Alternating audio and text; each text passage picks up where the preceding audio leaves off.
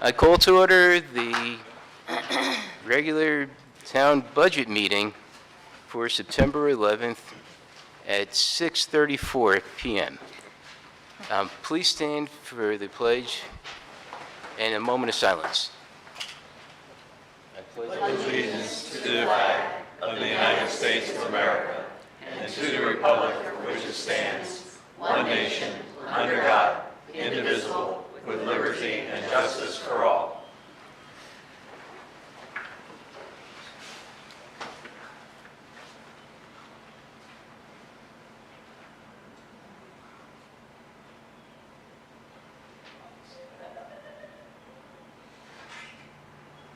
Thank you.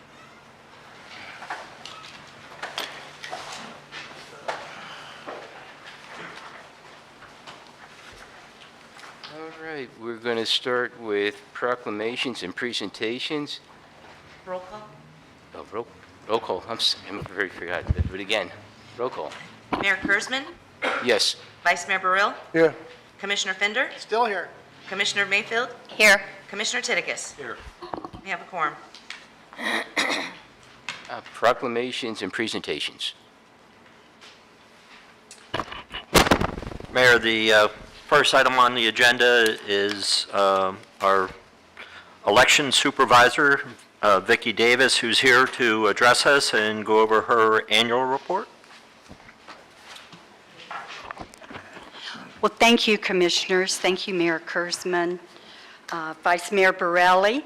It's good to see you, and Commissioners. Thank you for the opportunity to be here to share information with you. We're really, first I'd like to introduce Kiri Anderson. Kiri is now Chief Deputy. Many of you have worked with Debbie Dent from my office in the past.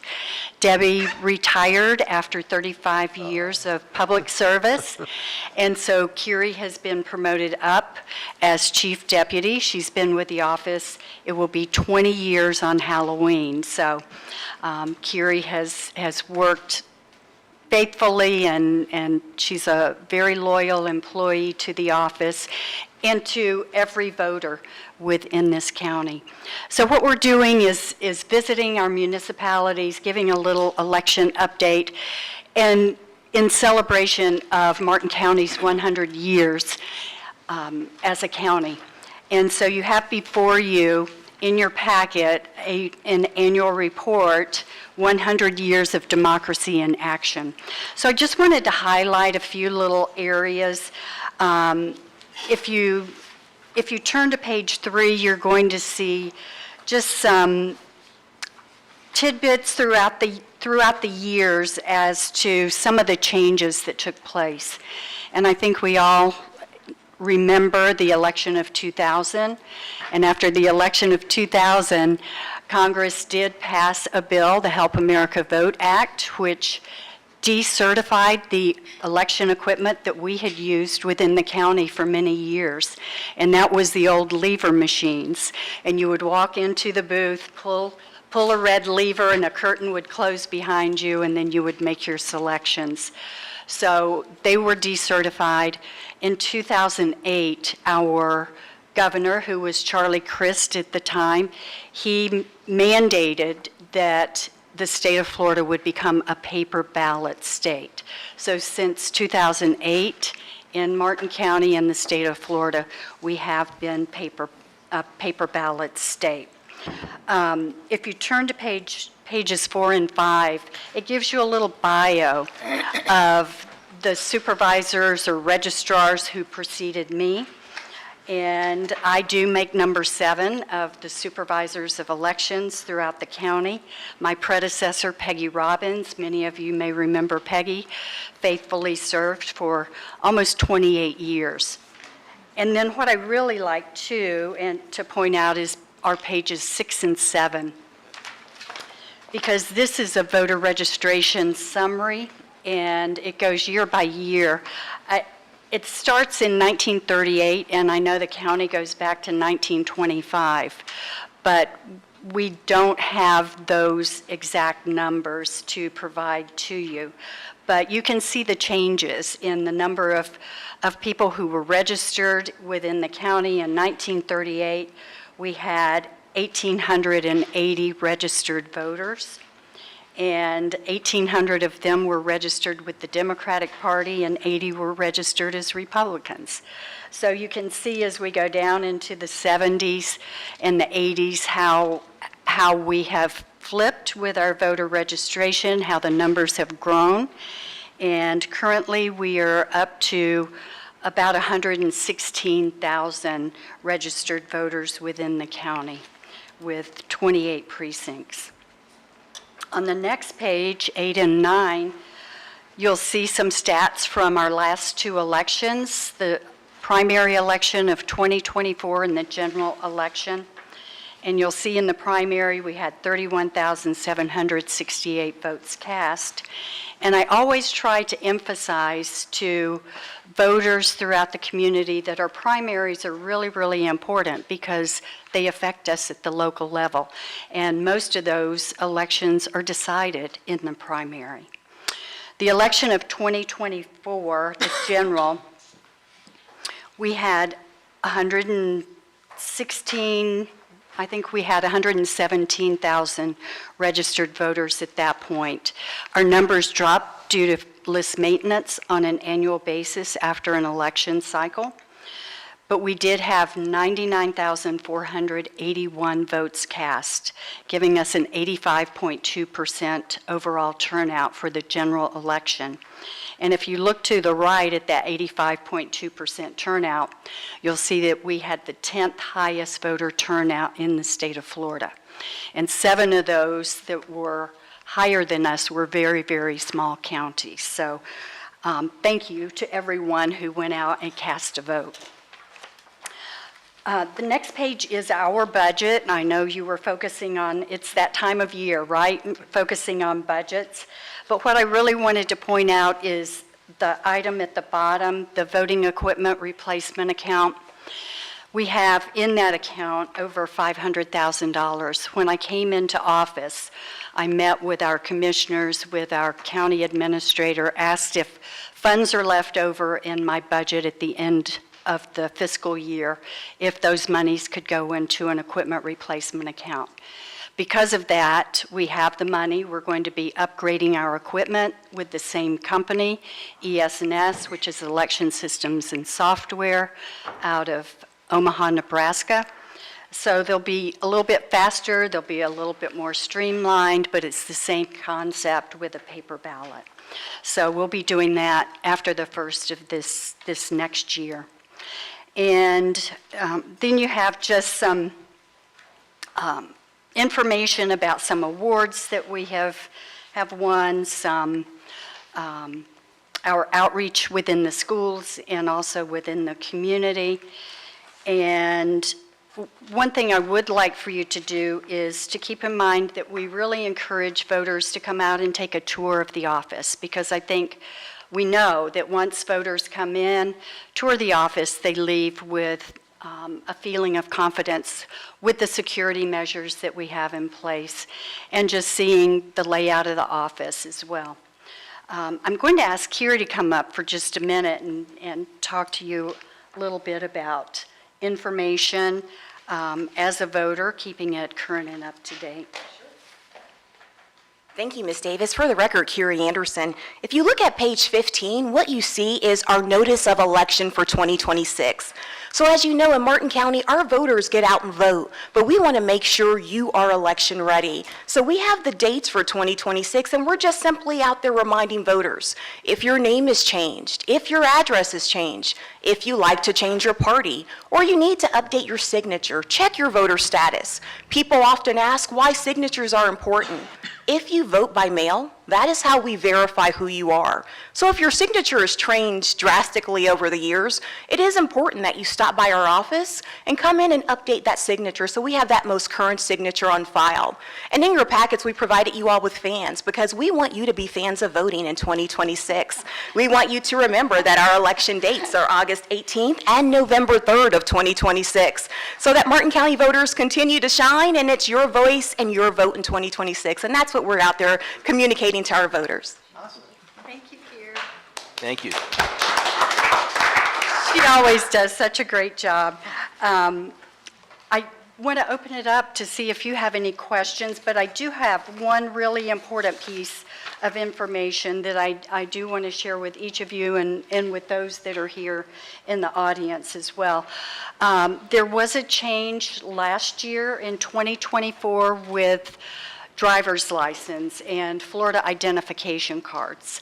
When you renew your driver's license, you're going to receive a new ID number. It's going to change from what you currently have. So we're encouraging voters to update that driver's license number with the office. It's not going to affect you when you go to vote in person. An election worker is just looking at your photo and your signature to make sure you are who you are, your signature matches, but it could affect you when you request a vote by mail ballot. So, or sign an initiative petition or any candidate form even. No, not candidate, sorry. We're just looking at signatures. But initiative petition forms, we are required to look at that driver's license number or last 4 digits of social. So please keep that in mind. I appreciate the opportunity. Unless you have questions, we'll let you move on. You made a great choice as your deputy. Yes, yes, I did. Thank you. Thank you for coming to visit and sharing. My pleasure. Thank you, Vicki. And thank you for being a precinct as well. Oh, yeah. We appreciate that, and I know that your residents and voters within the community appreciate the availability and the closeness of being able to come. We have a you know. good team. They always work well with us when they come in. Yes, Yep. thank you. Thank you. Ms. Davis, you. you do a wonderful job. Thank you. And Curry, you're a bright spot in the office. Yes. I do have a question. I recently renewed my driver's license. And there was a question that came up on the renewal that said, do you want to register to vote? And I checked no because I was already registered. I hope that didn't knock me off the rolls. Oh, no, it didn't, no. Oh, no. you're the one. But I would recommend you calling the office to update your Will do. driver's license number. Thank you. You bet. Thank you. Thank you very much for coming out.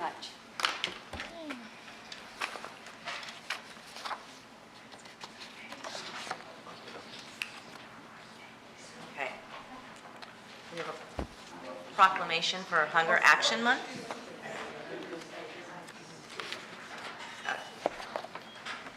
I'll go ahead and read it into the record first. Before the mayor of the town of Sewell's Point, Martin County, Florida, a proclamation, Hunger Action Month. Whereas hunger and poverty remain issues of grave concern in the United States, the state of Florida, and on the Treasure Coast, where 1 in 4 people experience food insecurity on a weekly basis. And whereas the town of Sewell's Point is committed to taking steps to raise awareness about the need to end hunger. And whereas the town of Sewell's Point is committed to working with the Treasure Coast Food Bank in mobilizing people about the role and importance of food banks and other hunger relief organizations in addressing hunger and bringing attention to the need to devote more resources and attention to hunger issues. And whereas food banks and hunger relief organizations across the country, including the Treasure Coast Food Bank, coordinated Hunger Action Day on September 9th, 2025, and will continue to host numerous events throughout the month of September to shed light on this important issue and encourage involvement in efforts to end hunger in their local community. Now therefore, I, Dave Kurzman, Mayor of Town of Sewell's Point, Florida, do hereby proclaim September 2025 as Hunger Action Month in Sewell's Point and calls this observance to the attention of our citizens, dated this 11th day of September 2025.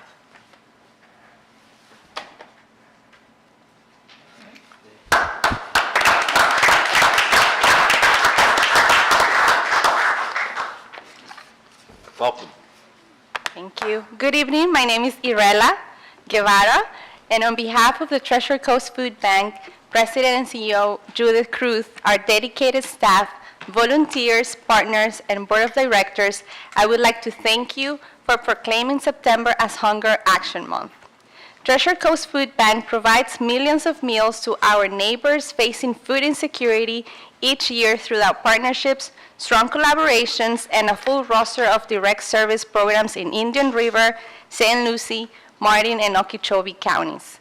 Together with our community, we are not only working to solve the immediate problem of hunger, but we are building solutions to create a stronger, more resilient Treasure Coast for generations to come.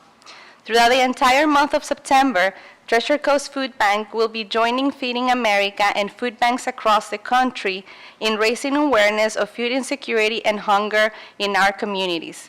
We are encouraging everyone in our community to join the movement and take action. As part of this month-long campaign, Treasure Coast Food Bank will be hosting our 5th annual Outrun Hunger 5K on September 20th and Light Up Orange event. During September, we invite our entire community to go orange with us for Hunger Action Month. Orange is the color of hunger relief, which represents encouragement and determination. For more information on these events and ways to get involved, please visit our website at stophunger.org. Thank you again for your continued support. Hunger doesn't stand a chance when our community comes together. Great. Thank you. Thank you so much.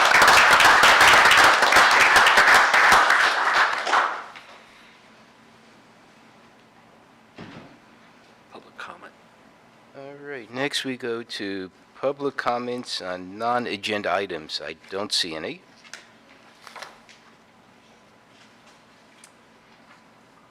Do we have any additions, deletions, or changes to the agenda? Vice Mayor. I'd like to pull item number 5, E and F, for discussion.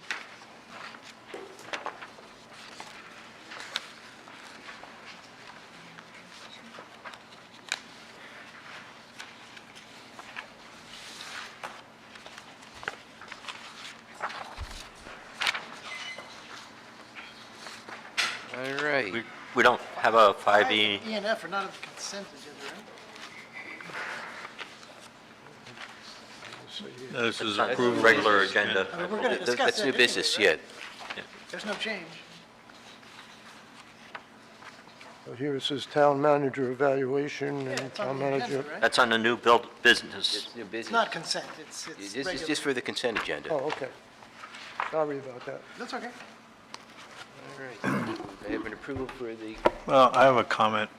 I don't want to change the consent agenda, but I have a comment, and I brought this up to Mr. Daniels and Ms. Pierce. First of all, I'd like to commend them for doing and preparing the grant application as opposed to going to an outside party. Thank you. Secondly, there were a couple things in that application that were not substantive, but they were minor errors to where it said that this would improve the St. Lucie River, yet the resiliency projects we have going out here don't front on the St. Lucie River. As I said, it's minor, but thank you for doing the grant, and, you know, I'll be happy to help you with geography in the future. Sounds good. Okay. And, you know, Mariah and Gina and Joe also from CapTech assisted, so. Motion to approve consent agenda as provided. The consent or the agenda? I don't think we've done the agenda as a Thought whole. we're Approving consent. Are we doing agenda? We need to do. Yeah, agenda. have to Well, approve and the agenda. that's why Commissioner Burrell raised the issue, because we were approving the agenda, not the consent agenda. Motion to approve the agenda as provided. I'll second.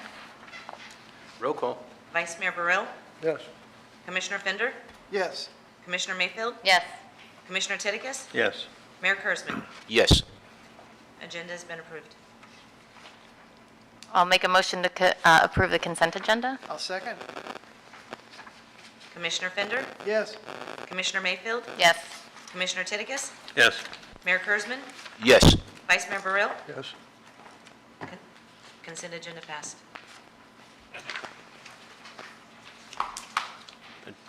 Should bring us to the public hearing on the budget and Public brief. hearing, trim budget, budget and brief.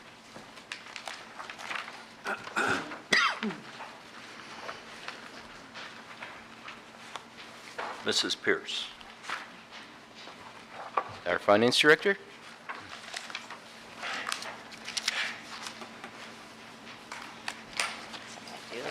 Okay. So these two items, by statutory law, we have to do a few things. The tentative millage is required to be adopted first, and then the tentative budget.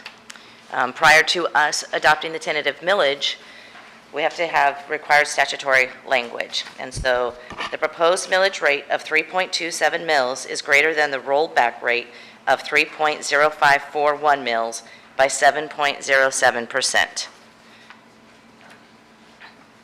There is the resolution here. I do apologize. On page 100, Resolution 989-25. And this is a resolution proposing that the millage that the town will be collecting is 3.27 mils for fiscal year 27, or 26, sorry, I'm moving ahead. So for fiscal year 26. And I do know there's public comment. Does anyone want me to go into further detail of this before the public speaks? You take it step by step? We should get public comment. Yeah. Let's hear the public. All right. Jonathan Simpkins, is he still here? All right. Mrs. Diane Kimes.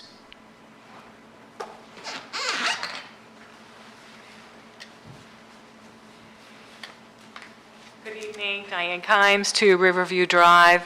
I am here in favor of this commission to approve the staff recommendation of the current millage in addition to the .4 mill rate for capital improvements, or however it was designated.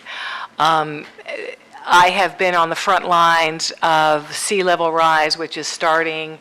We're now having king tides going on that just started this past couple weeks, if you haven't noticed. I've got documentation of the last 5 years of how far up Riverview the waters have gone. So I think it would be a tremendous injustice to the community at large, and for anything that the commission does to halt the progress that's being made in the resilience plan of Sewell's Point Road. So I appreciate your consideration, your time, and I also appreciate the work that you've done in raising almost, or more than $20 million in grant funding.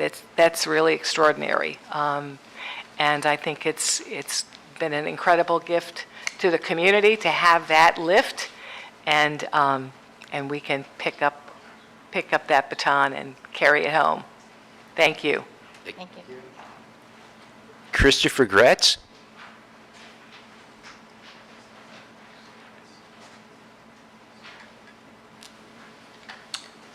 Good evening. Christopher Gratz, 1 Margarita Road. I've been a resident here since 2017, but might speculate I'm one of the few, but I'm also a lifelong Martin County resident, and I think that's important that perspective comes through. I'm here to talk about the millage rate. I think it's very important. You know, since I moved here in 2017, we've had capital allocation priorities, we've had infrastructure priorities within the community, and I think it's important that as we consider the tax base that we adequately fund those and we maintain a steadfast vision for what we need to do to improve the town. I think it's short-sighted, and we're not being honest with ourselves if we don't think we have issues. As our neighbor just said, you know, as we come to the commission meeting this evening, our storm rates are rising. The water is coming out of those. I'm also had the benefit of being at Margarita Road under Phase 1. So, you know, the issues, which were very poignant on my property, have helped along with a lot of my neighbors. So I've already reaped the benefits, but I think it's important that the remaining parts of our neighborhood do, because we're all affected by this and we should all come together as a community on it. The second piece, you know, I commend the commission and the efforts to get the grants, but I also think as a responsible taxpayer, we are the ones that are reaping the benefits of these projects the most. We have a responsibility to also fund those. Although those grants are important, they certainly help fund beyond what we can do within our town. You know, we need to step up to the plate and we need to make sure that our priorities are aligned. You know, we're all here because of the environment. We like the area, the waterways, all these resources. It's doing our part to help fund and preserve those as well. And so I think, you know, really, if you look at it holistically, I think that's important. And, you know, maintaining that funding and that commitment to our capital allocation is incredibly important, while also maintaining the rest of the fiscal responsibilities of the town. So I appreciate the time. Hopefully that my words were helpful in your consideration on the matter. Thank you, Chris. Thank you. Steve Dillingham. Good evening. My name is Steve Dillingham. I'm at 146 South Sewalls Point Road, and I'm here to speak in favor of just finishing this South Sewalls Point project, because I really believe it's a necessity and not an elective issue whatsoever. For example, today was a good example. About 1 o'clock, it was high tide down at the bottom of Oakwood. The water starts backflowing up the drains, starts coming south, goes 4 or 5 houses down where I am. It starts on the west side, fills that drainage trench, hits a culvert that crosses over in front of my house, which I'm on the east side, fills that culvert completely up, the drainage trench in front, and then it comes around the side of my house, it fills that completely up.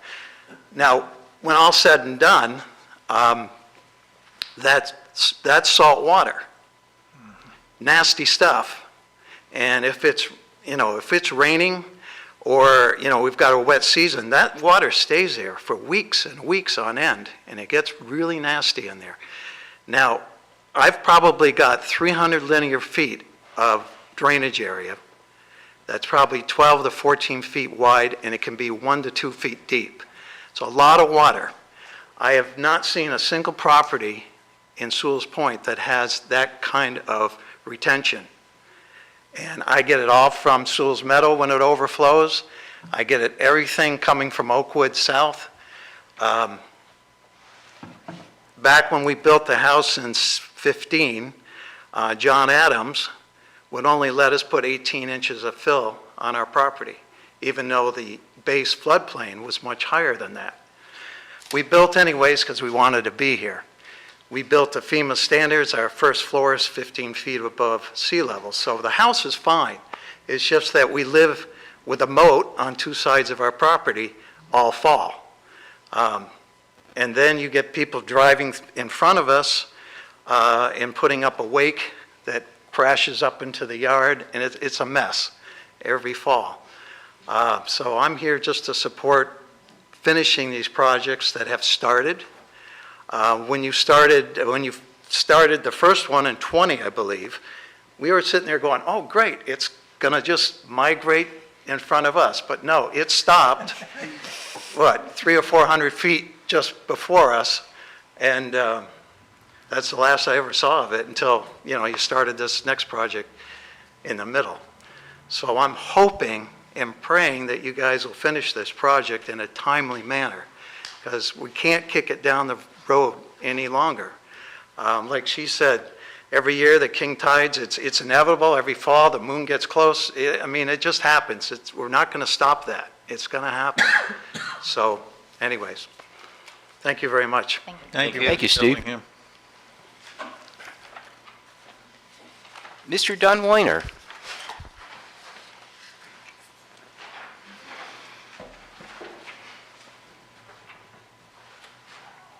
thing, I'd just like to let the commission pass this around and let them look at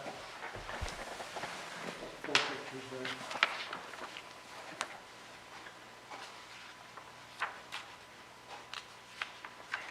That's South Sewell's Point, I took those pictures.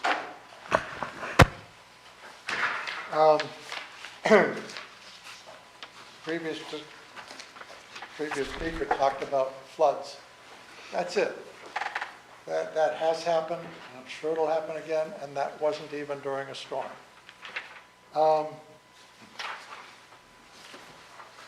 The subject seems to revolve mostly around completing the road. And 4/10 of the budget or proposed millage is for that project.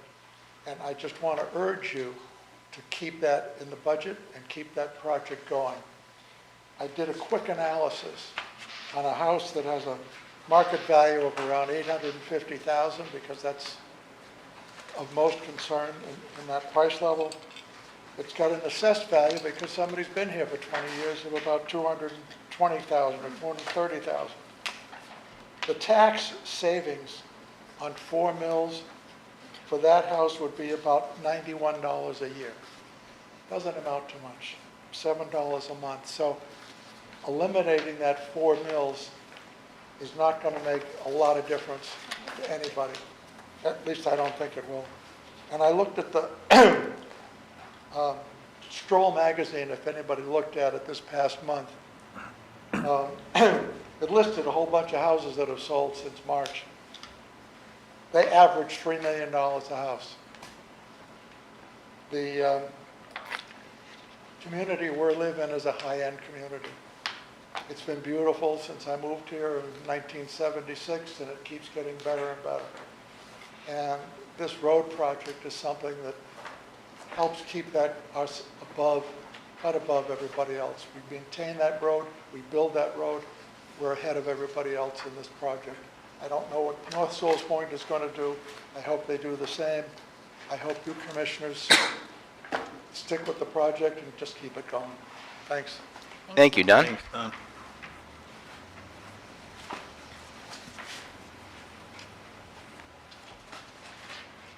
right, now we're going to...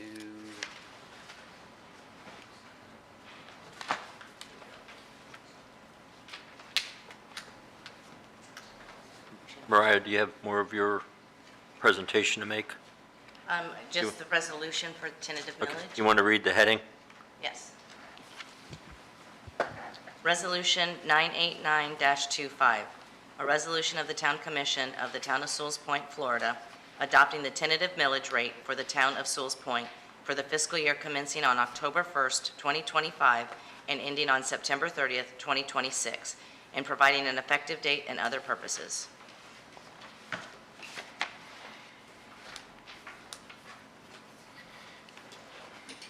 Commissioner Mayfield. Yes, I would make a motion to approve the millage rate, resolution number 989-25. I'll second. Roll call? Commissioner Titicus?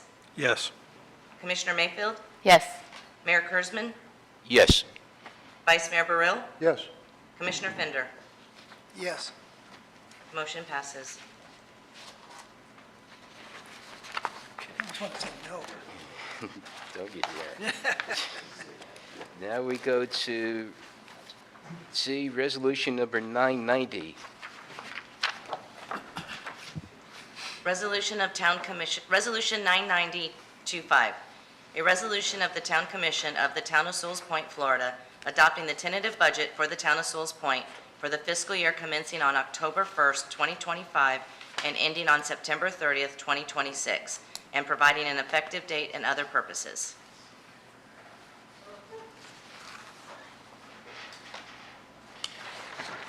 Commissioner Mayfield. I would make a motion to approve resolution number 990-25, the budget, but take out the park fountain. I will second begrudgingly.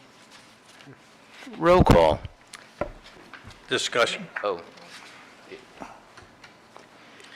Commissioner Titicus. Yes. I want to come back to the discussion that, or the issues I raised in the in the budget hearing, is that I think the budget needs to be recast so that we're in a 2025 run rate, plus we put an inflation factor in of 3% and not the 4% for salary increases. That the issue with the millage has already been addressed, and that we do an individual line item for the capital budget, as opposed to just approving it in mass.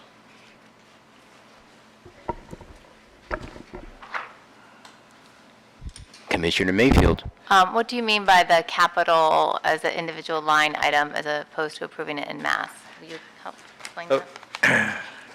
As part of this budget package, on page 89, I believe it is, there are, for 2026, everything that is listed under capital projects, capital purchases, and capital maintenance become part of this budget. And as I stated earlier, we're going to come up and we're going to discuss dealing with the property behind Town Hall. We're also going to, for 2028, we have Town Hall Resiliency Project, which is either rebuilding Town Hall or raising Town Hall, and we don't know yet. And so I don't think that we ought to be spending $110,000 for the police department remodel, but rather it all ought to be considered as a package. I mean, if we remodel something and then we end up demolishing it 2 years later or 3 years later, makes absolutely no sense to me. So that's why I'm calling for a line item or call out, the police department remodel from it along with the fountain. Commissioner Fender. So I actually don't have a problem with this proposal. Given that we have passed the budget allocation we're identifying, it seems like we should always be looking to sharpen the pencil and find more efficient ways to deliver the budget. I know that puts a little additional work and stress on town staff, but if you can do what we talked about, which is in the previous meeting, which is bring those items in some sort of actionable way, I see no problem with reviewing the budgets that they're on, and on any given line item, in any given session.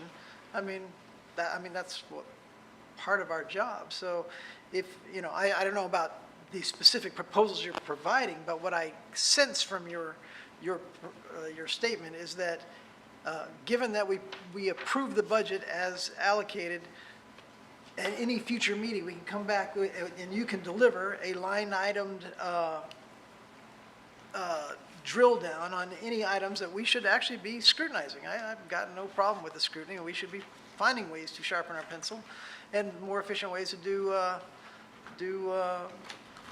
the financing. I know that puts a little stress on Mariah and Bob, but I think rational minds will come together and make the appropriate decision on each individual item. If we're going to sit here tonight and go through every line item, I think it's going to slow us right down. But I think if we have time to do our homework over the course of the fiscal year and revisit the budget on whatever timeline you prefer, once the budget is in place and we know that there's funds allocated for the capital projects, maybe we could even go so far as to get our fountain back in the process of your cost savings.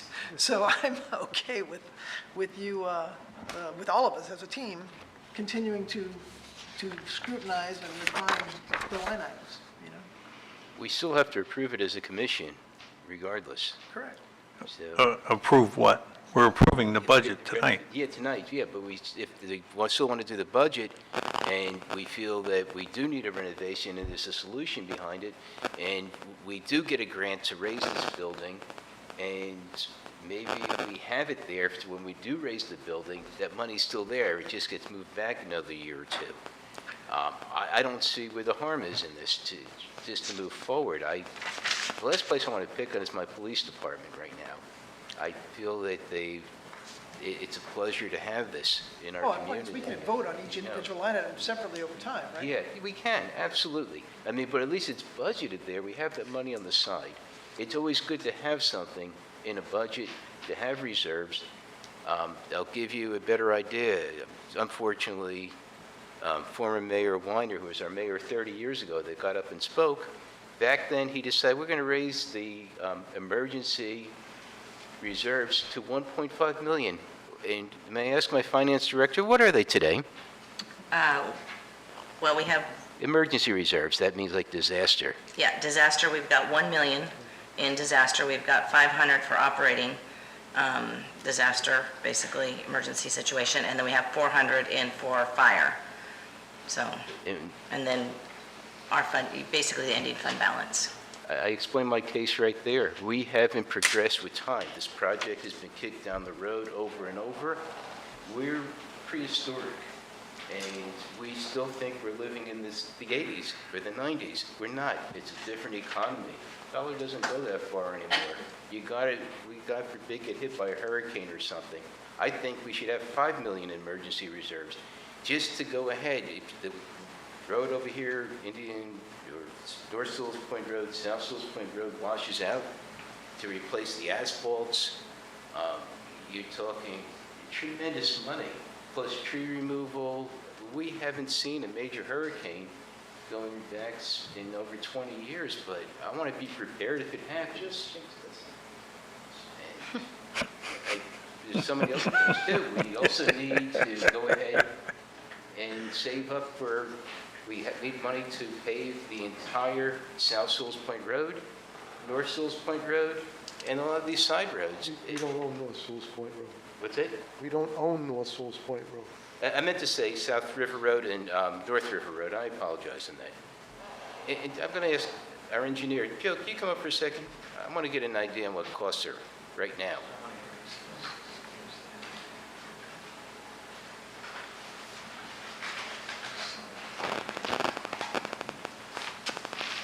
If I wanted to repave, which it definitely needs to be replaced, if anybody's walked on South River Road, once this project's done, it's a disgrace.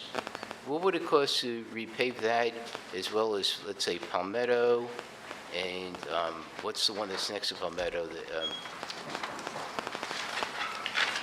So let me, first of all, this is Joe Capper for Marina. the record. So I just want to, it's actually quite honestly the numbers that I used. What he's asking is coincidentally the same numbers we used. Tina and my engineer went out and they looked at the roads, and quite frankly, we could spend a lot more money than we're put in your budget here. There's a lot of need, and we know that there's a limited amount of money that we can put into road maintenance. But for the 2,600 feet, which is in the memo I sent you, Right. I mean, you're spending, you know, what are you spending, $150,000 on that alone? Yep. So it's Within your that's what packet, it's. Dave. So that's 2,600 feet of road. I mean, you have 13 miles of road in this town that you maintain. Okay, that's a number we turn into DOT every year. So as you can see, that's not a significant amount of the roadway that you're overlaying. So you know what we looked at when we looked at the numbers. Okay, you know, I have a list, and quite honestly, River Road's probably on the top of that list. My inspector that he's an engineer, and he's been looking at your roads and everything and drainage for years. He said that 3 years ago we were going to do South River Road. Well, as you know, we've had other things to spend money on. One of these big capital projects we're doing. So of course that has been put back. So hopefully we can at least do a portion of it, 1,300 feet of River Road, which is in the budget. That's one of the roads. There's multiple other roads too, but I just wanted you to know there's a lot of money needed for maintenance, and that's just roadway. I know, Mr. Dickis, you bring up drainage maintenance every year, and we do drainage maintenance every year. We told you that. We showed you the map and so forth. You want some exact numbers, and quite frankly, we could do more. What we find is the outfalls that we put in phase one, need some work, and quite frankly, not that they need a lot of work, but they need cleaning. And I'm sure the residents that are in that area are kind of concerned that we're not cleaning them as often as we should. We have enough money to probably do it once a year, and that's what we do usually before hurricanes. They're actually still doing some of that maintenance now. So we're already in hurricane season. We've been doing that work regularly. But the point is, the type of system that we are putting in place, and we've talked about this from the beginning. We are putting in underground drainage systems. That is high maintenance. If we could have had land, which unfortunately there was no land, if we could have had land, it would have been a little simpler. It's a little easier to mow a retention area than it is to go out and clean out an exfiltration system, for example. And cleaning out inlets, cleaning out inlets, that's expensive. Cleaning out, outfalls that basically have control structures in them. These things take money. And that's why the budget shows increasing that next year. Because now, we're actually got two big projects, pretty much half of South Sewell's Point, that will require maintenance. And that's why you'll see the increase in that number under drainage maintenance in your budget. So, would I love more? Sure. But I think I have to be realistic of what you have available in your budgets. And if it turns out we need more, I'm sure we'll find a way to get that. But you all should recognize also that I can get you grants for capital improvements.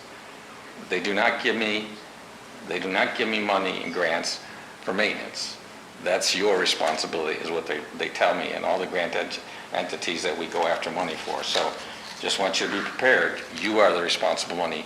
You're the responsible for that money. And quite frankly, you've actually, when you took the grant money, you told them that you would be maintaining it. And I don't have any disbelief that you're not going to do that. I'm just saying that's why we've been increasing the amount of money for maintenance. It's because we've got these grant funds. We need to provide proper maintenance. And so that's what you're seeing in increases here. Could I, one of them that and I'm just trying to go through some of the comments I'm hearing. Street and bridge and seawalls. We have two bridges we built in the mid-90s. Do I think there are going to be major problems with the bridge itself? I don't, because we keep an eye on them. The DOT did give us a report. I just want you to know my project engineer that has done your roadways looked at the bridge reports. They're not significant problems right now, okay, for all three bridges. We got two in Samara and one in Island Road. But the Island Road Bridge is well past its lifetime, to be honest with you, if you take 50 years as a lifetime of a bridge. Now, I'm not saying you're going to replace that bridge, but what you have you have a harsh environment in the bridges, okay? You have water going through them very quickly, and when you start getting erosion, it just tears them up, okay? The seawalls are probably the more important item for maintenance that you have to think about, because some of them are steel sheet piles, some of them are concrete sheet piles, and some of those corrode, okay? And so I've put a little bit more money into seawalls, only because I think you should start thinking about that one bridge that you probably are going to need to replace at some time, and putting some money aside for that. That is a very expensive item, and we found that out when we did the Samara Street. And that was in the 90s.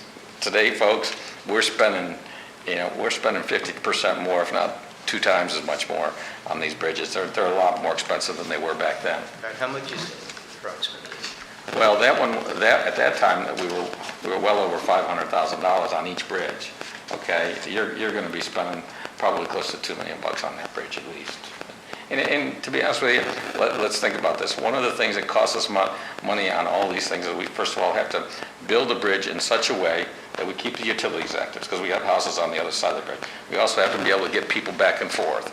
So you do build a certain amount of temporary bridge to build a bridge, okay? And so all those things take money. So I put aside money for not only the bridge maintenance, but also the seawalls, and then streets. Again, I put numbers in there. That's what my memo was about. I don't know what else I can tell you other than, we try to, some of this stuff is estimating, but quite frankly, the streets are something probably a little easier to estimate than the bridges, because quite frankly, we actually get reports about every 2 years from the DOT, and most of the stuff that they see, they do substructure and they do superstructure, okay, above water and in the water. We rely on that report for a lot of information. Just so you know, we will be getting a new report in October.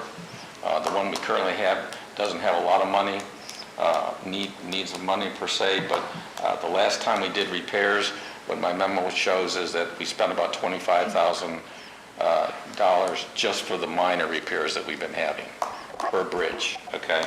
So that's why we put in the number we did. I actually doubled that number because I thought maybe it would be a good idea to start putting money aside for replacing the bridge. Not a lot of money, but it would help to put that on everybody's mind. Good thing you don't have to do North Sewell's Point. That's exactly right. That's exactly. We really need to talk to them about, well, biggest problem North Sewell's Point Road, and we've been talking about it, is we really need to get their attention because, quite frankly, we'll go spend money on the drainage improvements that you want to do in our properties. The fact of the matter is, if they were thinking about it, they can leverage the money you're spending to help them match the money they're going to get for grants on North Sewell's Point. And if there's anything I wish you would do, is go talk to the county's commissioners and say, hey, you need to put this as a priority. Because once we start doing these improvements, they're not going to get that money to leverage against that work. And that's the sad part about it. They don't seem to agree with it, but that's how we've been able to get money for all these projects. We basically have to do improvements in the upper areas to make and pay for those, and basically, of course, then they help us pay for the items in the lower areas, which is what they're going to have to pay for. Plus, they're going to have to go find some land. The problem is that North Sewell's Point Road is being raised, and people have been flooded out, I keep saying that.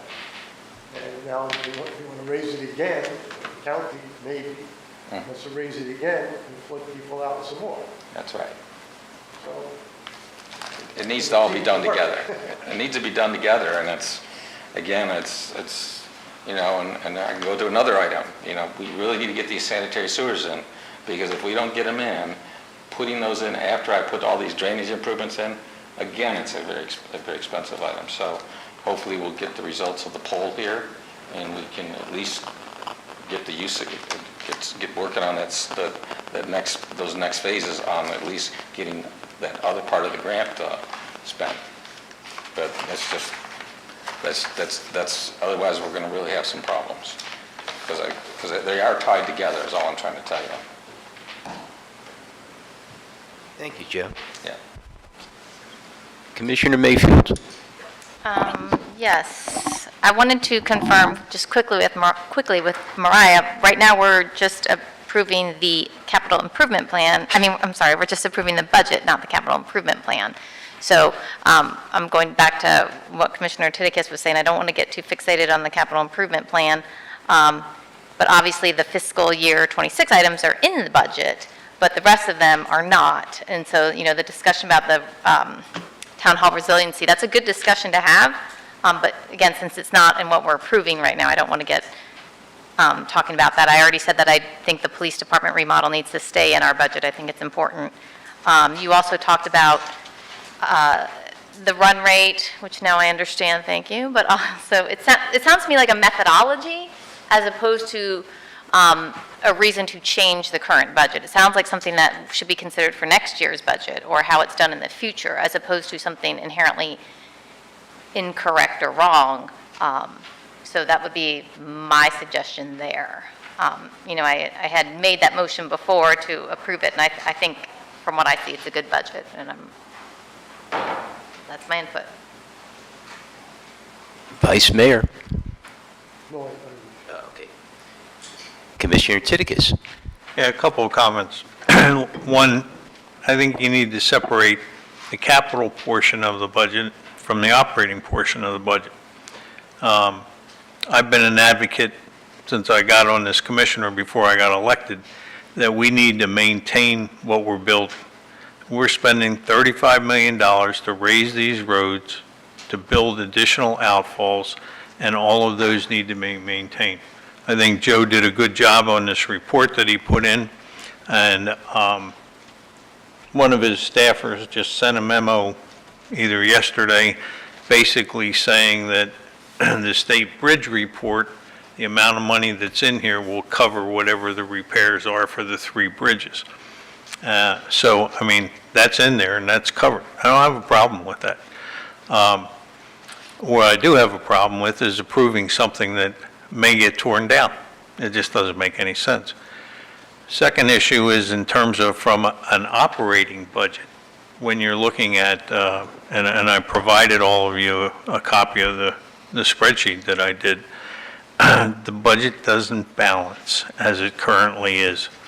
And so I'm suggesting that the budget recast, to take the 2025 run rate and run it out for for the 12 months, add 3% to it, and then that's the recast budget. When you say it's not balanced, are you talking about the fact that fund balances are used to, what do you mean? I mean, technically it looks balanced to me, It's not. It's, if you go to and look at this line item that says 2026, or rather 2026 revised, okay? wait, which page are you on, if I can? I'm on the sheet that I passed Oh, out okay. to y'all, okay? 2026 revised, if you look down and you'll see that the revenue that's projected Yeah. is $4,440,375. If you take the projected expenses from the 2026 revised, you have a $3,635,349.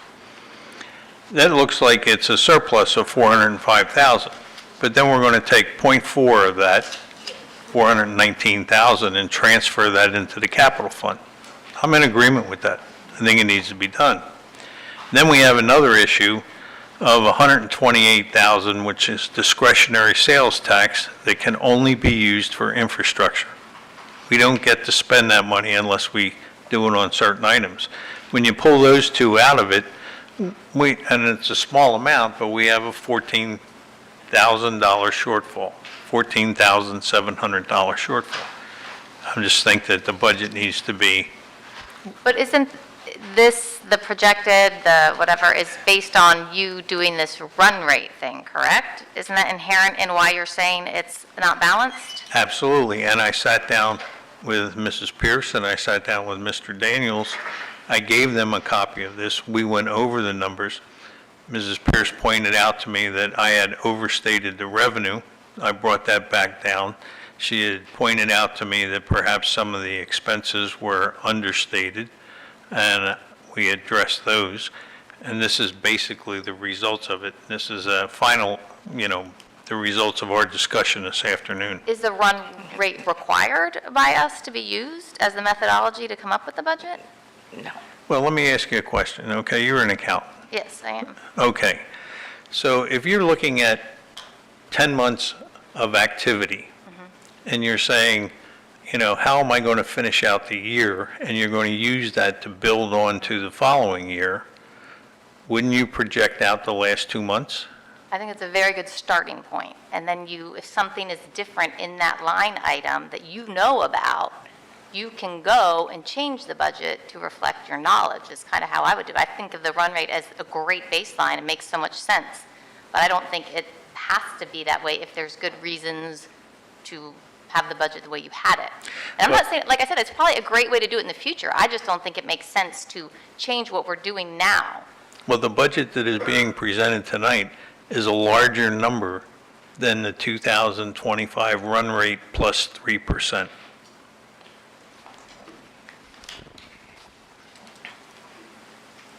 Town manager, please. I think right away, I can tell you, because we figured 4%. So right away, you're going to have a percentage point there. Now, not what that accounts to, the rate, but, I think we're in a situation, and Mariah can go back through the numbers again, just so you understand them. but Mariah, please. Yes, first off, I want to point out that there's two different things. We've got the budget that the town presented to the commission is balanced. The numbers that Commissioner Tidicus is presenting, he is coming up with a quote-unquote unbalanced. So I want to make sure that everybody understands that we did not present an unbalanced budget for the commission to approve. The second thing is the revenues. I'm a very conservative budgeter when it comes to revenues. I do believe you do not want to overstate your revenues to make your balance or your budget balance. So that's my second thing that I'm, you know, we argued back and forth about interest. I have $50,000 here in interest. I do not believe that you should put $100,000 in interest. If it's volatile, it's market, it's how much money is in you know, our investments, how much money we're pulling out. If we get $100,000, just like this year, we're at 100 and, you know, we might come in at 120,000. Yes, to me, I think that's we're good stewards, and you know, we've gotten additional money. For the general fund, we budgeted $4.1 million. The main dollar amount in this revenue is $3.4. That is the town's ad valorem taxes that we will be receiving. That's 95% what we're allowed. So out of the 4.1, we've got 3.4. We have communication service tax of $50,000. And I'm on, I don't know, Bob, if you can pull it up in the agenda packet. I don't have the actual packet. I'm back in the I think I have to previous go meeting. back in the first packet.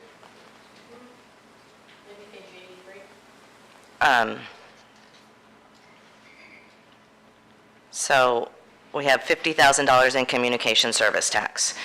We have $1,500 in local business tax. There's $200,000 budgeted for electric franchise fees tax. Planning and zoning fees, $5,000. State revenue sharing, and there's two different lines. We have $89,485 and then $1,500. Sales tax, $286,207. Traffic fines, budgeted $10,000. Police education, that's money that comes from the traffic fines that we have to, you know, go specifically for police education. But I budgeted $1,200. Code enforcement violations, $2,500. Fines for ordinances, budgeted $1,000.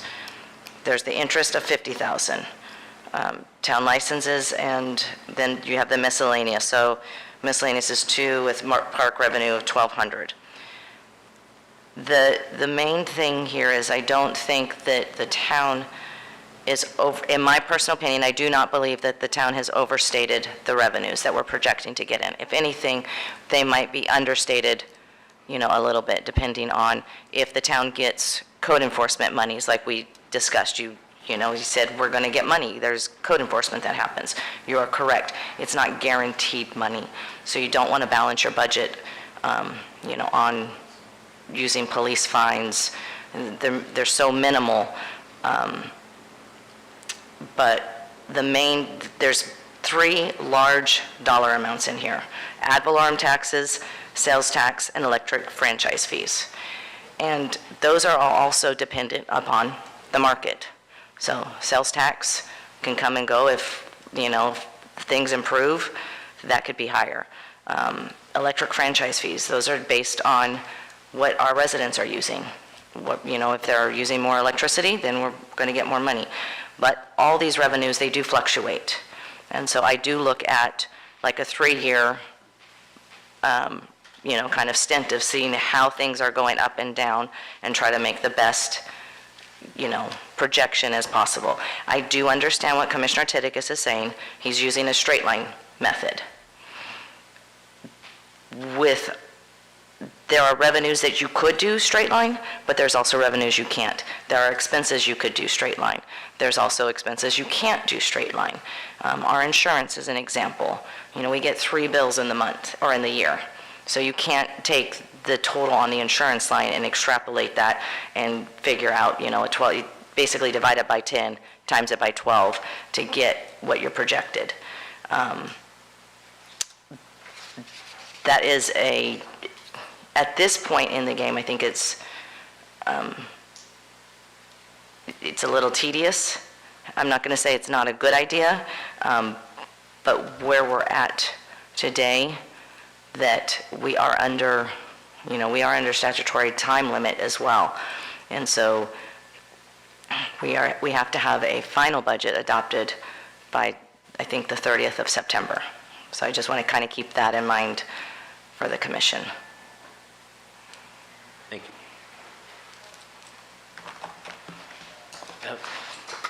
Commissioner Fender. Thanks, Mariah. I think you sort of answered my question, but I was going to get your opinion of the $14,000 discrepancy that Commissioner Titkus has identified. Then I was going to ask you about the 95% revenue allocation. My understanding is we're not allowed to budget the full amount of ad valorem taxes, so there's going to be some manna from heaven, I think, that appears in our budget near the end of the budget cycle, or whenever it applies, because we're only budgeting for 95%, correct? Correct. I don't know what that number is, but it feels like we're quibbling about $14,000 when I just heard you say that you budget conservatively on revenue allocation, so. Correct. I think we're pretty close.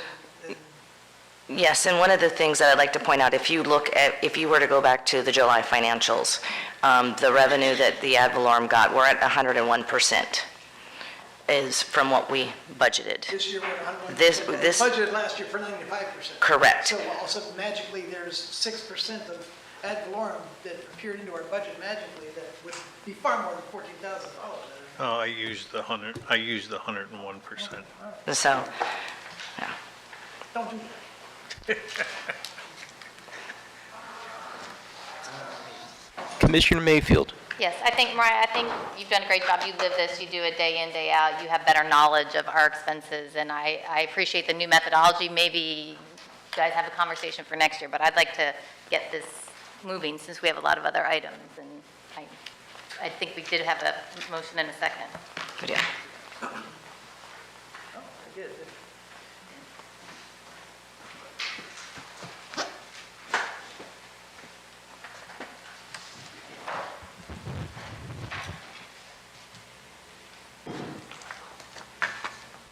Roll call. Mayor Kurzman, Yes. Commissioner Fender, Sure. Commissioner Titkus, No. Commissioner Mayfield, Yes. Vice Mayor Burrell. Yes. Motion passes.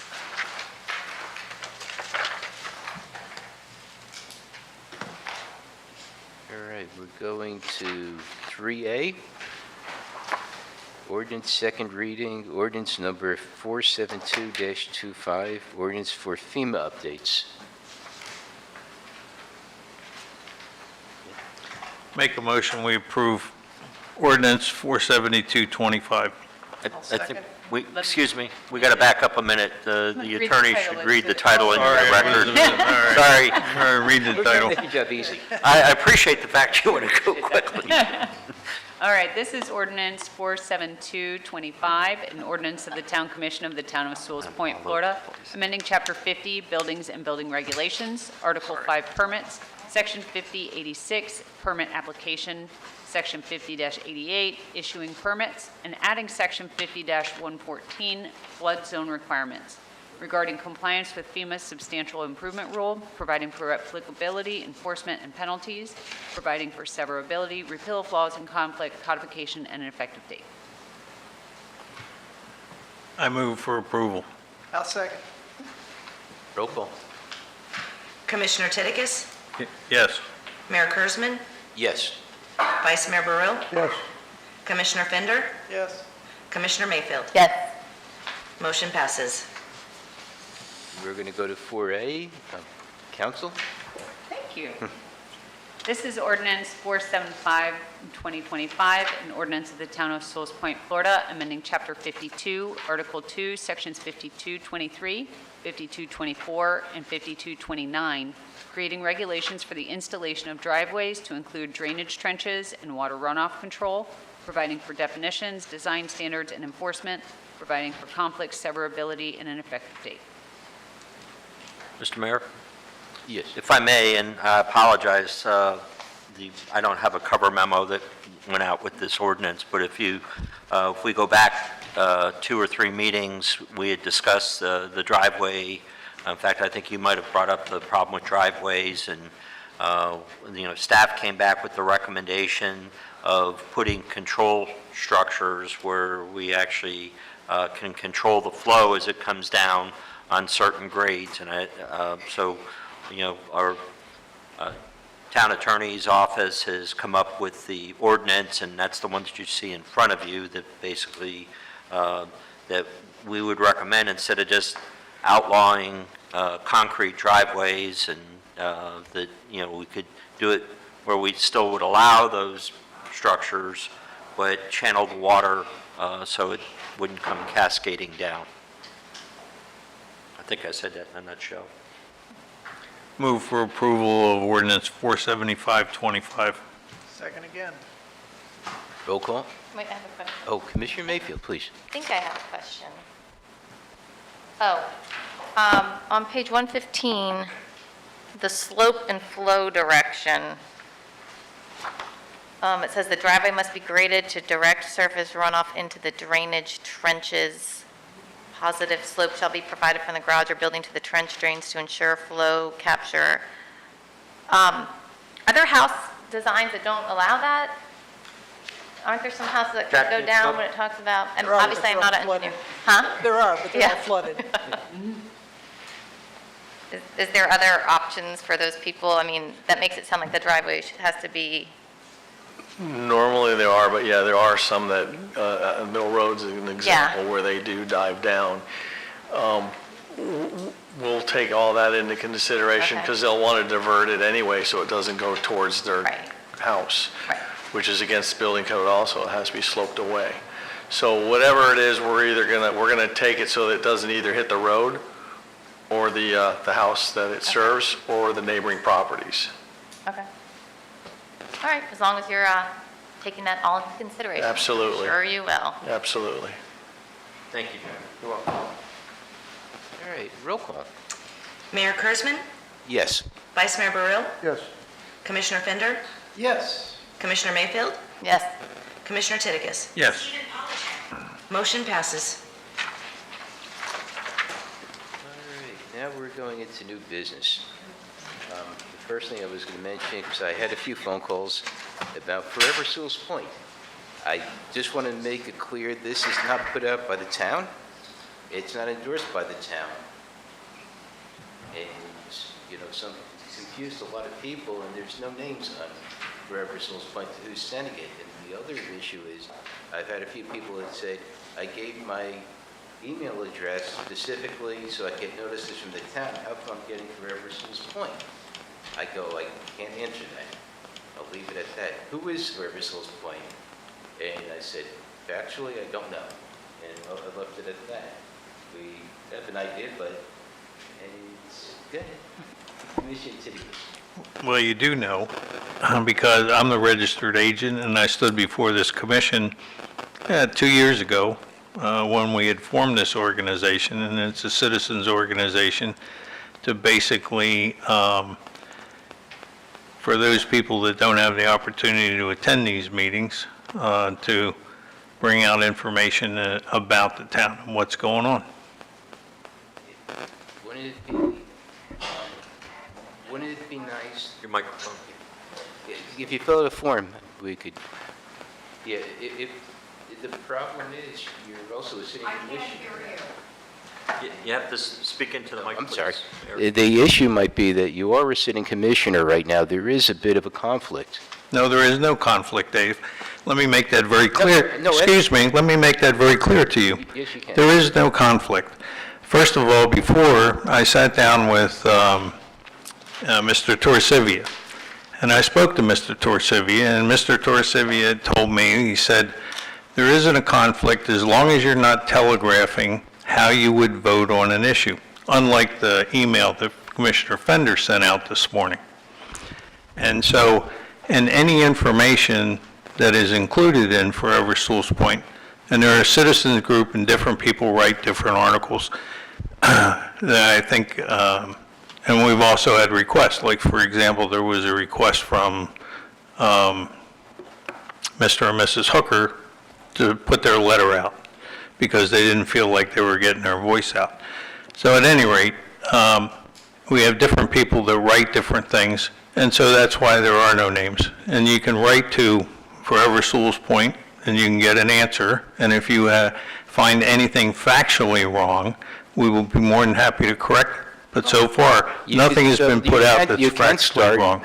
With the comments that were made about an ethics complaint about my town manager and our finance director, by going and printing that, and you know what went on as well as I do, I've talked to every employee in this building.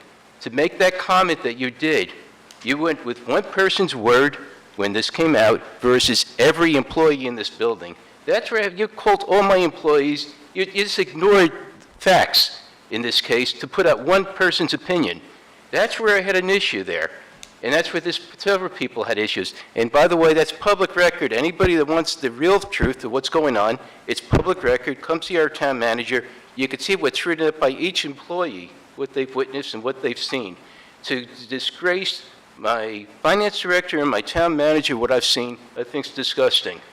Well, first of all, there was an article in TC Palm by a gentleman by the name of Keith Burbank. And what it did was it said, if you haven't seen it, here's an article, and there was a link to it. So it wasn't written by anybody in this town. But before that, what happened to so-and-so, and it went on. It goes on before that article. And the article that reposted, why would you want to repost something that's going to hurt our staff?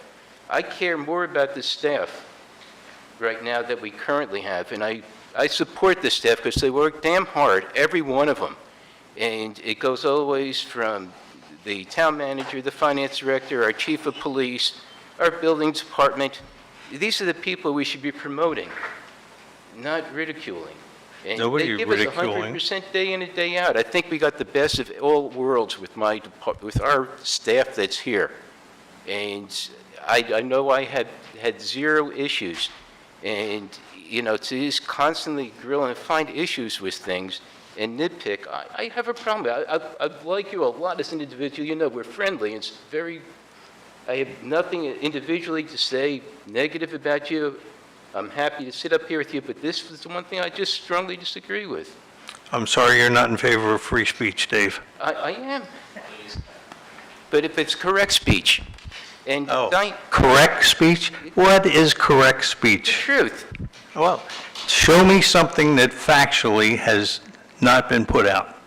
why don't you reprint what's all the comments that were put out there by our staff that witnessed things, that explained things as things happened? And like I say, I care about the staff very much.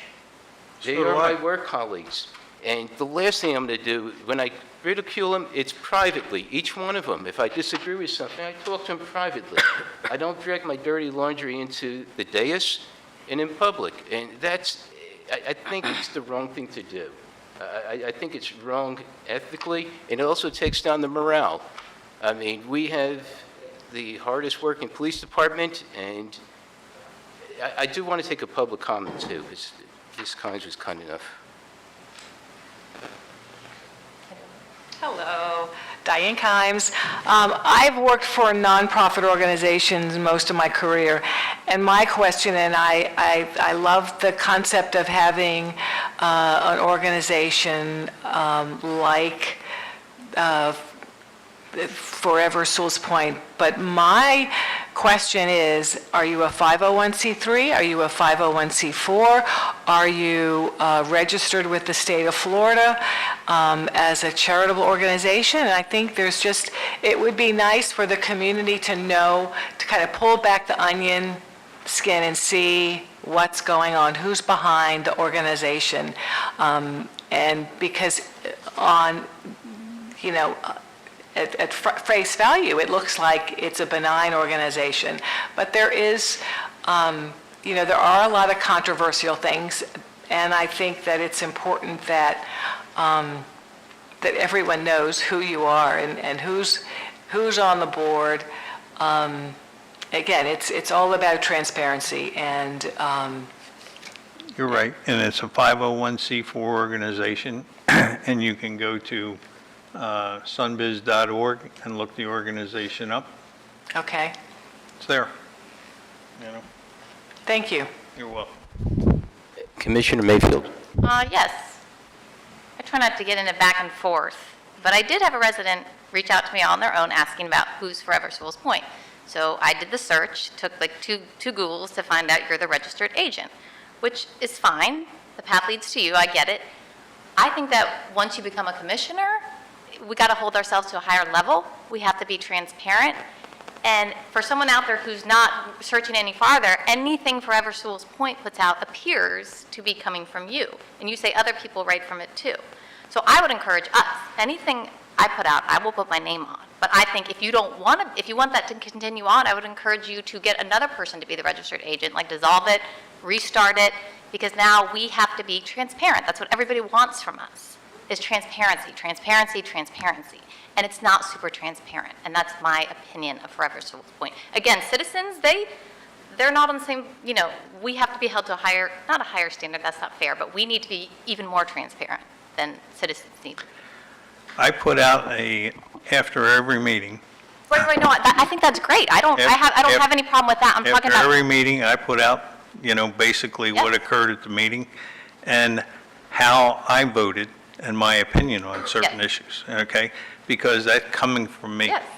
I'm just talking about the fact that when you Google, this is the only reason it happened. He texted me, he's like, well, who is it?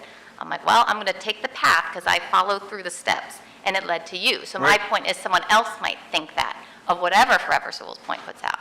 So obviously you can do what you want, but I think it would be transparent to disassociate yourself with that so that they can continue on without. I appreciate your advice. You don't have to take it. You're right. Town manager. No, that was from before. Yeah, like I say, I just feel that there's always two sides to the story, and to just put one side out, it's not the right thing to do. And You're welcome to write a rebut, and I'll be more than happy to print it. like I say, Sure, that's, exactly. Like I say, I agree with Commissioner Mayfield. We are to a higher standard, and, transparency is very important, and also, like I say, I blend in that. And when you take a look at all the notes that were kept, all the complaints that were kept by each employee, when you read through that, you realize that you're telling one side of the story and you're telling the other 13 people who gave their sides of the story they're incorrect. And that's pretty much what it comes down to. You're taking the word of one person versus 13 other employees, including our police.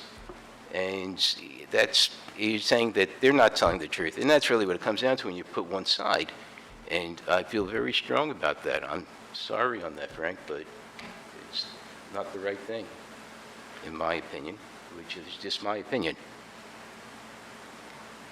I'm just going to say that my biggest concern here is that we're going to waste town money on the ethics violation that you're going to have to defend against if you continue down that path, right? I mean, and I'm speaking from experience because I had a frivolous ethics violation complaint against me by, one of the Forever Sewell's Point contingencies. So we're going to, and in this time, you get to utilize town revenue in order to defend yourself against that ethics violation. So, I'm just saying you're walking a very tenuous path on this thing. You should just be transparent with it, and, I think Kaya had some pretty good advice. Can I respond to that, Dave? I don't. Yeah. I had a conversation with Mr. Torsivia about my participation in Forever Sewell's Point at the time that, we had to take the 4-hour ethics course every year. And Glenn's answer to me was, he said, you just have to be careful that you're not telegraphing how you're planning on voting. And other than that, you're okay. And so I took, from that aspect of it, that's the way I conduct myself. There's nothing in there that I send out telegraphs how I vote on an issue. That's not even discussed in there. or that anybody else might write. Now, talk about telegraphing voting. Frank sent out an email this morning that basically said, I'm in favor of 3.27, I'm in favor of .4. I mean, he just telegraphed to every commissioner in terms of how you planned on voting this evening, Frank. Let's match ethics violations if you think that's what that is. Okay, you report me, and I'll be happy to report you. I'm not reporting anyway. I should have reported during the election, but that's just not the path I go down, because I didn't want to do that to you. It's a nightmare, I'll assure you. Well, I don't want to do it to you Then either. defend yourself. The town, the insurance company will defend you now. Well- But back then, you would have had to pay for it out of your own pocket. It would have been horrible. And let me explain to you that I also sent that into the Ethics Commission prior to the election and said, here's what I'm involved with, here's what I'm running for office, is there an issue with this? That's not quite how it works, but okay. Well, and I never got a response from Yeah, anybody. I'm going to tell you, it's a little bit darker than that.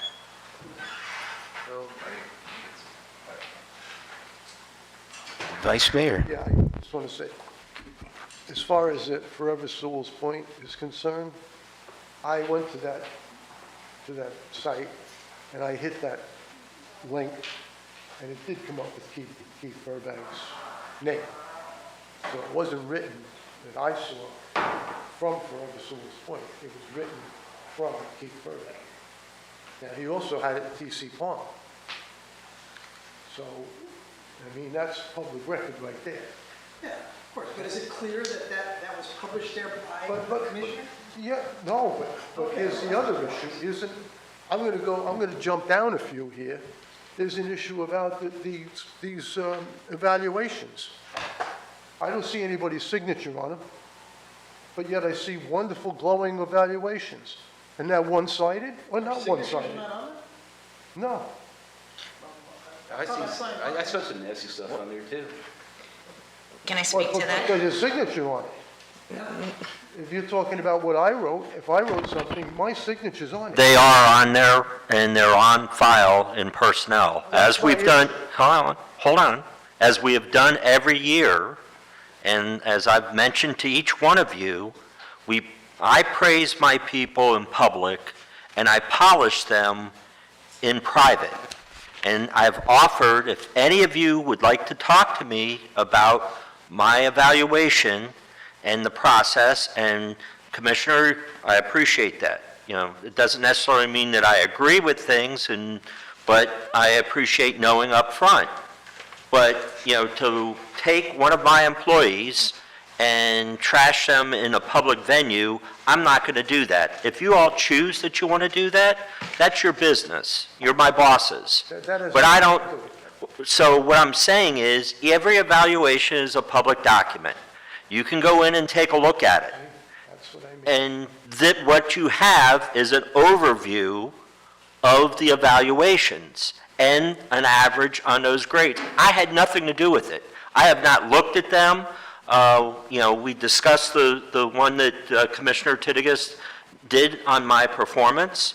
And, the only person that's been in charge has been our finance director, and we've handled it this way every year for 3 years.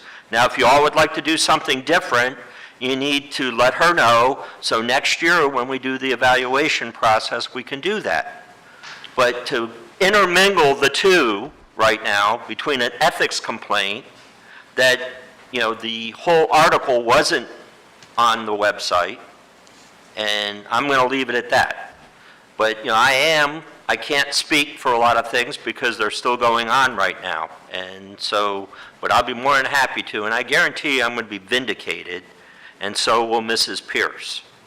But, mixing that in with my evaluation, that's a low blow. Well, that's not what I'm talking about. What I'm talking about is the signatures. Okay, this is public record. Okay, and when somebody comes in and says, I want public record, will they get this, or will they get the individual? If they ask for the evaluation, they will get the evaluations. Which ones? This. Whichever one they ask for. But they don't know. They're getting this one right here on the website. Okay, we've done this way every year. Well, I know for a fact that it wasn't there when I was back then. It wasn't there. When did it change? Well, if you want to go in and take a look at them, after the meeting, I'm sure Mrs. Pierce will take you in and you can look at all the evaluations. Fine. If the public wants to look at them, it's a public record. Yes. But that's what I'm saying. But it has nothing to do with the topic that we're talking about. No, you're talking about signing. That's- I'm not. well, Why are you bringing me into it's this? right here they're talking about signing things. I'm not. I mean, this is your bailiwick, not mine. Don't drag me into I it. think we're ready for the next subject. I think we're ready for the next item. I think we're Moving right along there, Mayor. I didn't bring up forever Sewell's point. We're looking at 5B, extending lease and a purchase from the county property. Yes, behind the building. if I may, I know we talked about this at the 5 o'clock, and I know it's late. I'll go through this very briefly. Obviously, on the capital project, capital projects, we're, looking at going ahead and having the possibility of getting the lot behind us for whatever reason we do, whether we get the grant money to do it, but I think it's a good opportunity. We've had a 15-year lease. I've been in contact since I've been here, the 3 years that I've been here, with the county trying to either extend the lease or buy the property. My understanding, and I don't know the history behind it, but at one point in time, I think the town owned the property, and it was tied in with the water service. I know we had a big water tower that was there, and not a tower, but a reservoir, I guess, tank, probably the best term.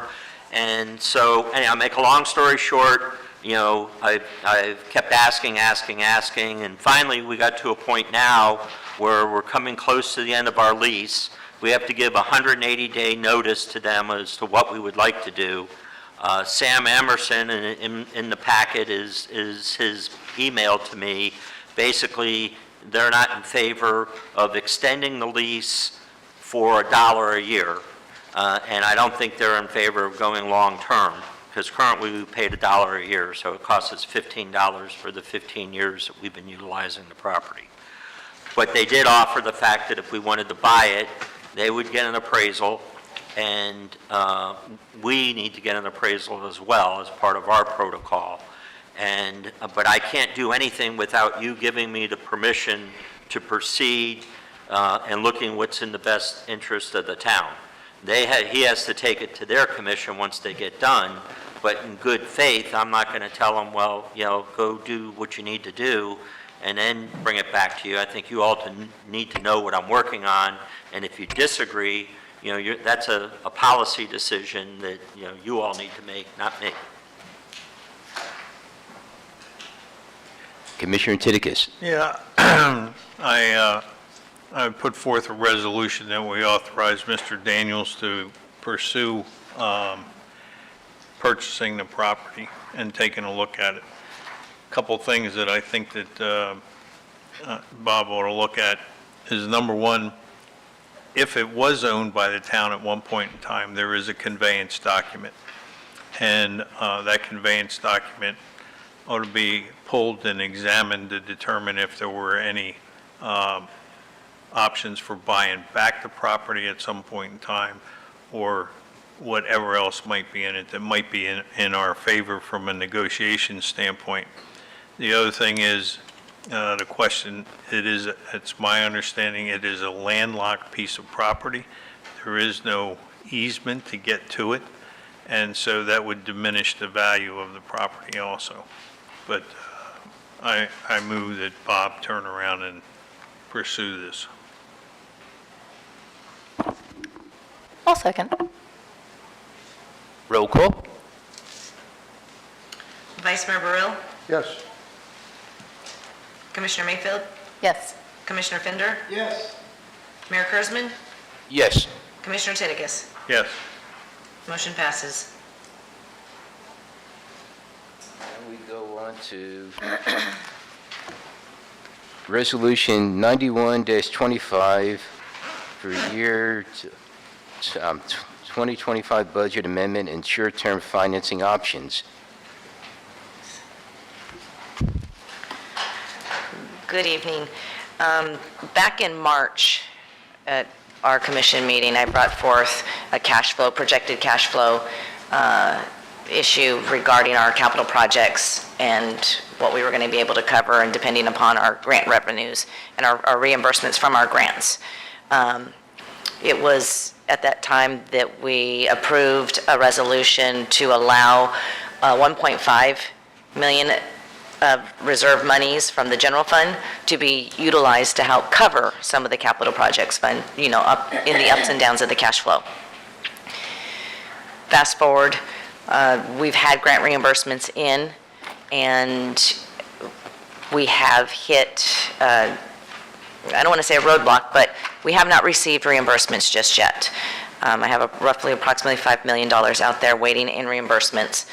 And what I'm asking for tonight is, it's almost the perfect storm. We are at the fiscal year end. We are 60% of the project done.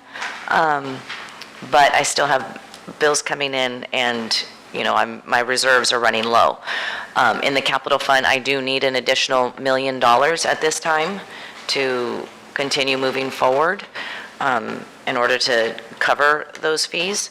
And so I've proposed a budget amendment that this resolution would authorize an additional $1 million to be transferred from the general fund, fund balance, restricted monies, unrestricted monies, just to get that over for the time being. We do have movement within the one granting agency, but that could take 30 to 40 days for a deposit to be made. The other grant agency, we do not have any movement just yet. So this is a twofold request. The resolution for the budget amendment is the first request in order to allow us to get through the August billing cycle. And then the second part of the request is, and I think in the cover sheet, or the title was a approval of short-term financing. So we've been in contact with Seacoast Bank, and it is the town's recommendation that we secure a line of credit, a revolving line of credit. I proposed $4 million, and the reason I proposed that is the one grant that has not moved just yet is HMGP, and that grant is $3.8 million. And so the town will not receive revenues until toward the end of November from property tax, and we're going to need money to continue going on and being able to pay the contractor along with, payroll and things like that. The idea is that hopefully we get our first reimbursement back from our other grant agency, and we'll be able to just kind of monitor those, and those will continue to come in. And at some point, then the other grant agency will give us our reimbursements as well. But at this time, it is recommended that we have a line of credit as a emergency situation. We would not pull down on it unless we truly needed it. But we have to get that, going, approved. If I can add, it's basically a Plan B.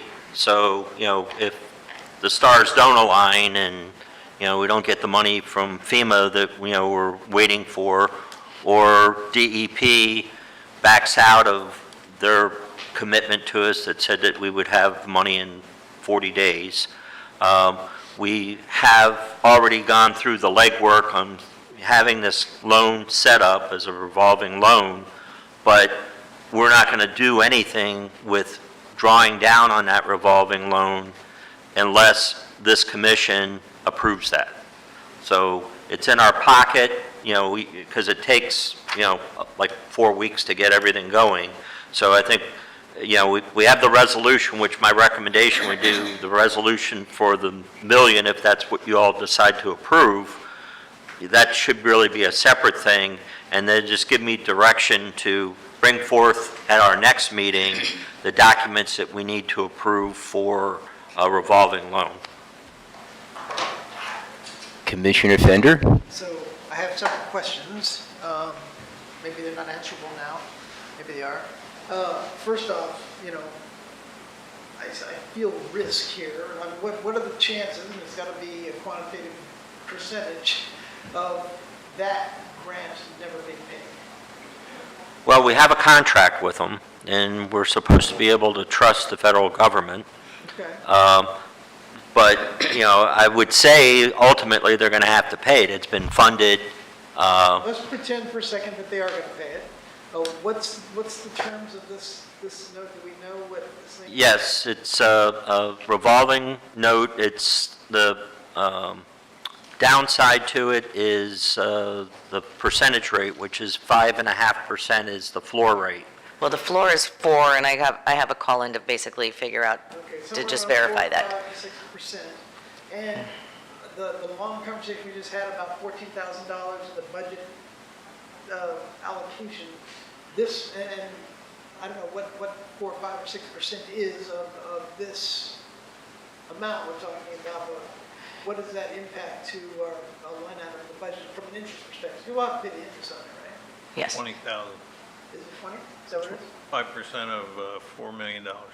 And that's if we took the full amount and we held on to it for Right. a year, right? Yeah. Right. So And basically the way it the, took 2 years for them to pay their grant, which I have no idea of the timeline. That's my other question is, you know, when are we, how long do we really have to hold this note if we do this? well, number one, we, $1,000 in that, right? you know, number one, we basically don't have to get paid, or, well, to tap into the Plan B is assuming that DEP doesn't give us the money that they have now recommitted to sending to us in 40 days. Again, Is that enough? that's 2.5 million, okay?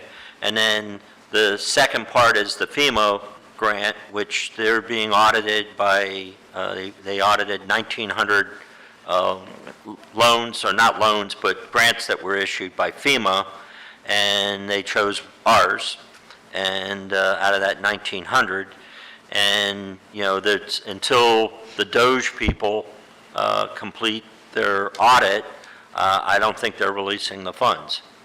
So I have reached out to Brian Mass' office, and we're waiting to hear back and see what they've been able to accomplish or do anything. Risk, but in the terms of the revolving credit, do we have to take the full amount in one lump sum, or can we No. take it as we need it, and therefore we wouldn't be assessed the full $20,000? Yeah, only as we need it. Yes. I assume this is to cover progress payments on the project. Right, or, you know, if we didn't have a Plan B, you know, we might have to reach a point where we have to stop the project.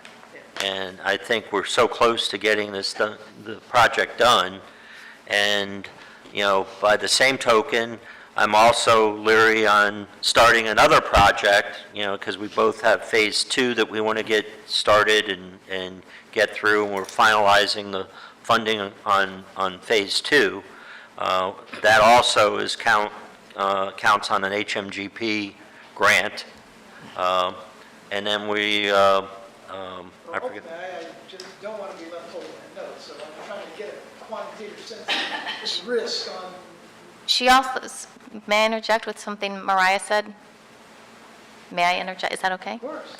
She did say that taxes will start to come in November. October, November, and so then that would help with cash flow, and then you'd be able to. Well, let's pretend, yeah, okay, but there, I get the cash flow argument, but if the grant never comes back to fill that flow of the cash flow, we're stuck with a $4 million note, right? No, not necessarily. Well, if we get Doge, No, I'm just trying to assess risk, and like you said, I should trust the federal. we've already paid for the grant, you know, we've already paid for the project, it's just getting our money back. I Yeah. want to get that, what if we don't? That's my concern. Well, then we wouldn't, I guess we'd have to sue the federal government. yeah, I guess that Good luck with that. Dave? Commissioner Tikas. Yeah, there, as Mr. Daniels indicated, we have a contract with HGMP. And I believe Ms. Pierce was going to pull the contract and take a look at the terms, because it's my understanding that the contract indicates that the government will pay us within a 30-day period of time, And if they bust through that 30-day window, they may have to pay us with interest. And so the contract needs to be researched. But the reality is, you know, this is, as Mr. Daniels said, it's a Plan B, you know? We want to turn around and pull some money out of the reserves to cover the shortfall in the payments. And then after that, if that shortfall still exists, then we've got a situation to where, you know, we need a line of credit to draw down on it. Ultimately, I do believe the federal government's going to pay us because it is a contract, and if they don't pay us, then Elizabeth goes to work. You're sounding pretty positive about this. Well, I trust the government, Frank. Okay, well, How much are we going to get in November? You know, offhand? We could get 1 million, we could get 1.5. That's, once again, that's dependent on how the residents pay. So if we could encourage our residents to pay, I think we'll. Early and often. pay to get that discount, you know, then we'll get the majority of the money, you know, November, December, and then, you know, January and February. So, Commissioner Mayfield? Yes, I agree with what Commissioner Titicus said about the federal government and the whole setup. So I would make a motion to approve the budget amendment resolution number 991-25. Second. can I read it into the record just really Okay. quickly? Then I was going to say, because I prefaced it, but. Resolution 99125, a resolution of the Town Commission of the Town of Sewell Point, Florida, adopting an amendment to the 2024-2025 fiscal year budget, directing the town manager to take action to implement budget amendment number 1 and providing for an effective date.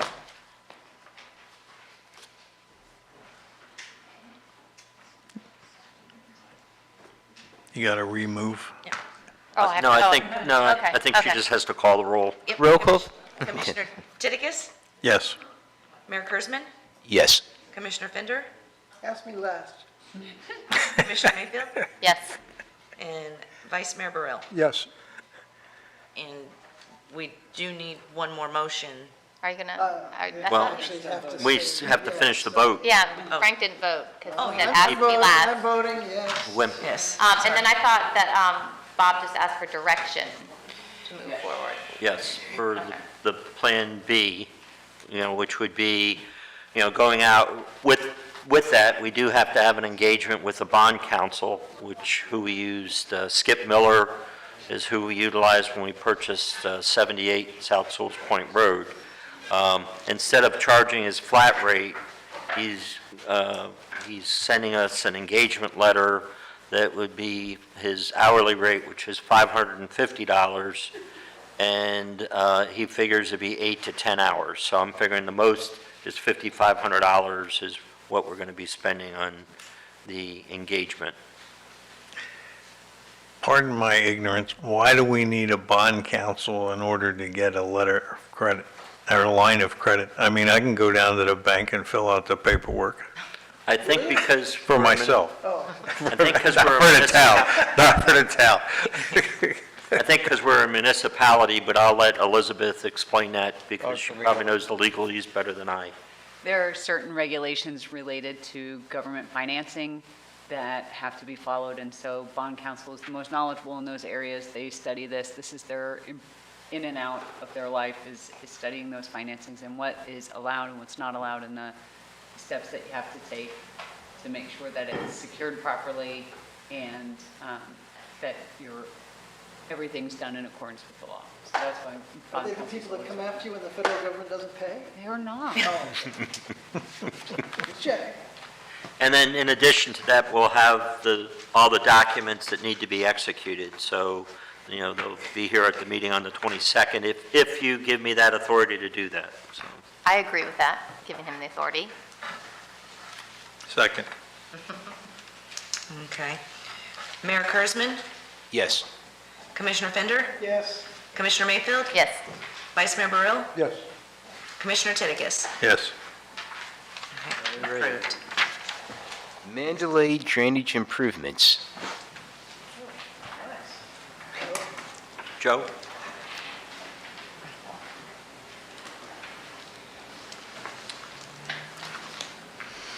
I gave you, do you want to put up the, Yes. at least the map, that way I just want to remind them.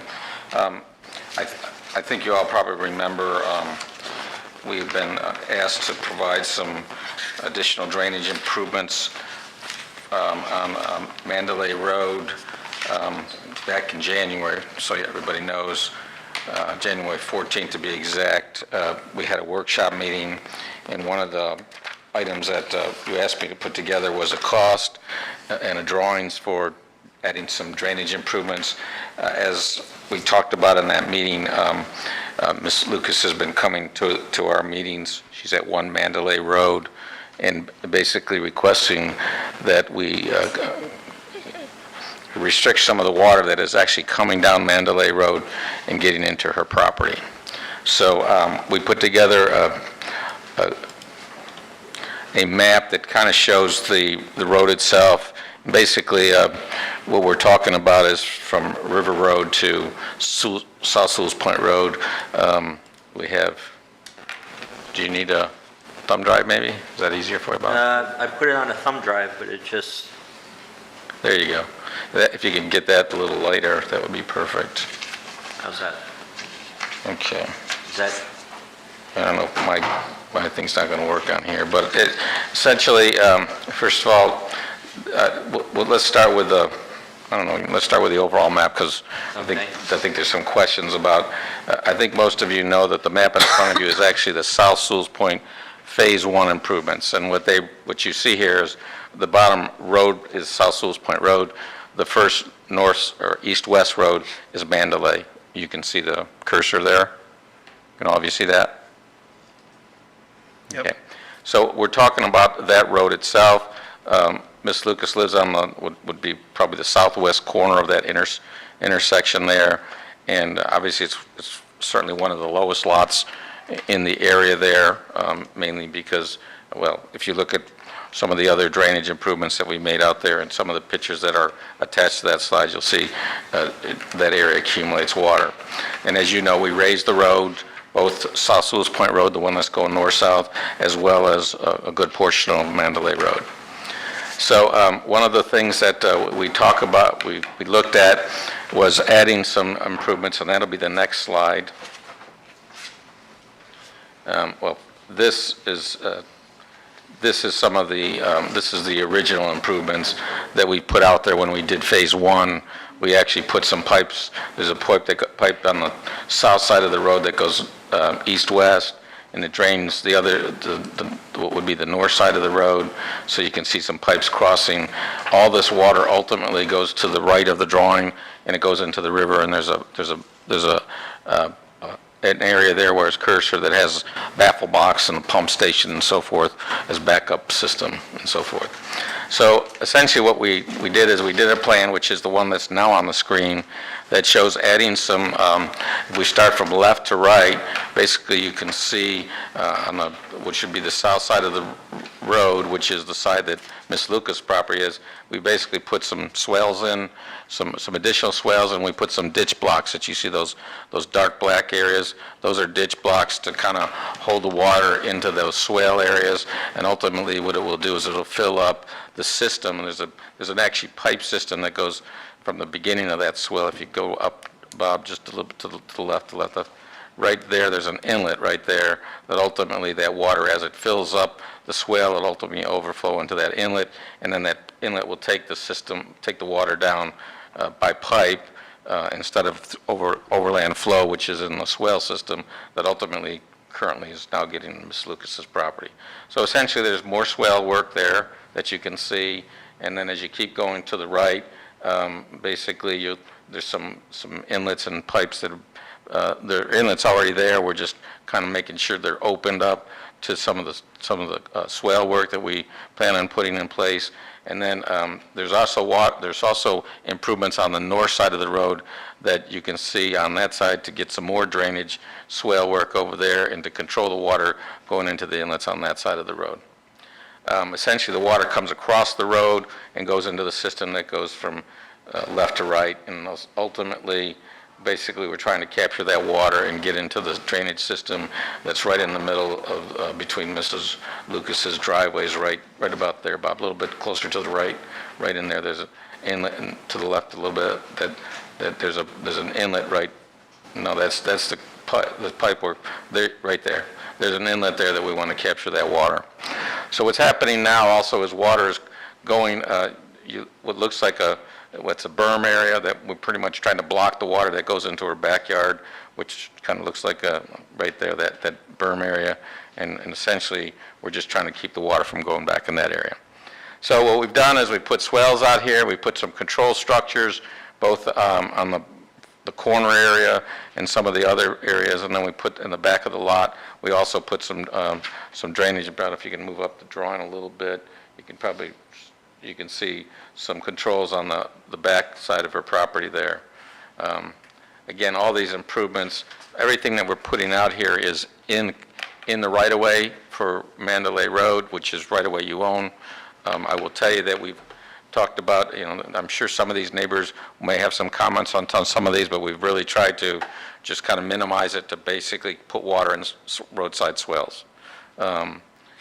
We have swales out there already. We were just going to make them deeper.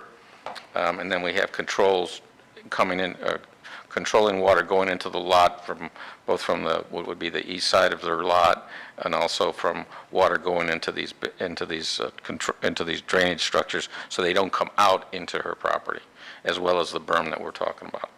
Anyways, that's the system that we're putting out there. We can put in as many of these improvements as we think we need, but obviously we try to look at ways to keep as much water away from her property as we could. There's probably no other way to handle this other than providing some more retention areas somewhere, which we don't have that room. And so the other thing that everybody should realize is this is a drainage plan for Mandalay, and obviously where the water's coming from is the left side, which is River Road. And as you know, we have a grant we've turned we've actually turned the grant in about twice. We've just turned in a new one to do the drainage improvements from Delano Lane, which is to the left a little bit more, Bob, the road that comes down right there, yeah. Delano Lane, to keep the water from coming down there. It goes all the way to the north, across Mandalay Road, goes down to Margarita, which we did some improvements on that corner lot for keeping drainage off his property, and actually goes all the way to Sewell's Meadow area. So we capture water coming off of the Kiplinger property that's ultimately going across that area. So once that improvement's in, I'm not going to say you don't need these improvements, but the fact of the matter is we try to do something as an interim to getting that grant money. And so that's the main improvement. Back in January, you asked us to keep these improvements to $70,000. We prepared a plan. Quite frankly, the unit prices we used, which are based on the original bids of some of these items, is in the area of is actually a little under $70,000. Unfortunately, when we sent this out to the contractor, not every one of the items that we're working with are unit prices that were in his original bid for this work. And that's what we tried to convince him, that, listen, these items are in your original bid for South Sewell's Point Phase 3, okay? That's why we've chosen Cheatham to do this work. He already has a contract with the county, or with the town, I'm sorry, to do drainage improvements, so we were hoping we could just move them over here. And if we are successful in agreeing to a price with him, he's willing to come out here, and he believes October. It'll probably take about 6 weeks to get the drainage improvements and then obviously the restoration improvements in place. So that's what's been discussed.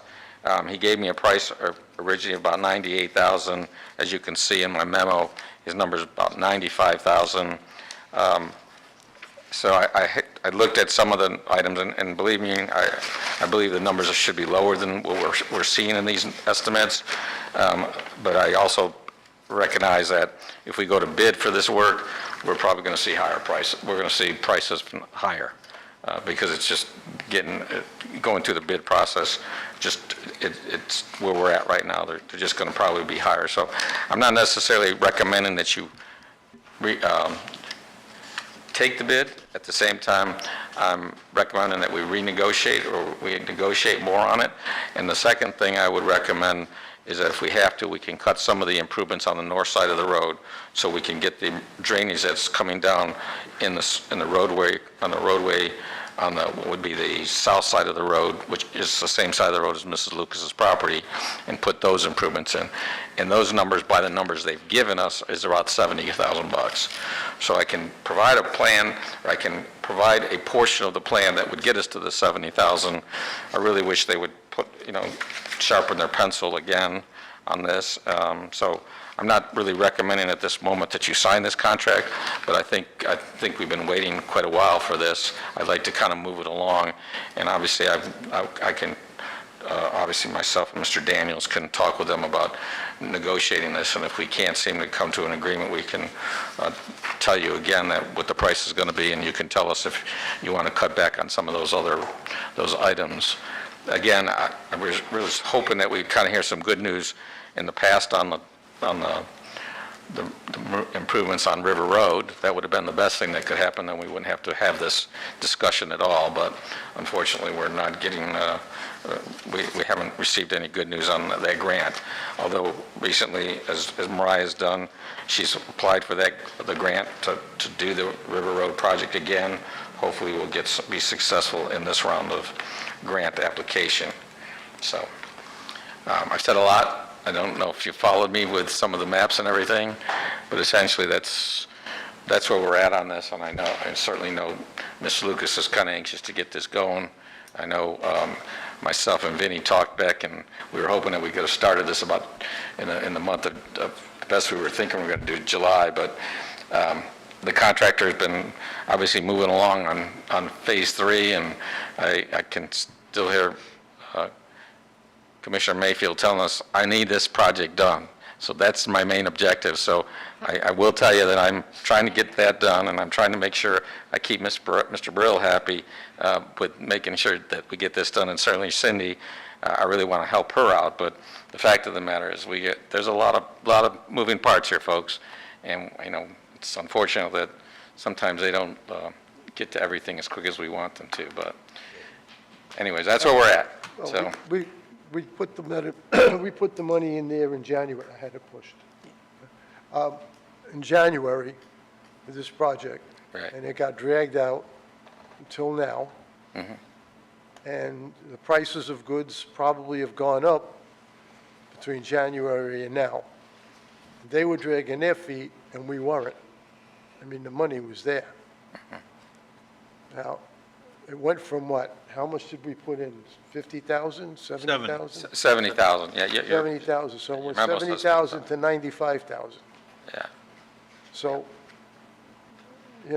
they should be able to suck up to 15 grand. They were the ones who were dragging their feet. Yeah, I agree with you. We've been hounding them, and we barely, and you're right, they have delayed us, and so I don't disagree with you. That's why I'm a little disappointed that they didn't come down more because we spent about 2 weeks negotiating with them, and because it took forever to just get numbers. Negotiate harder.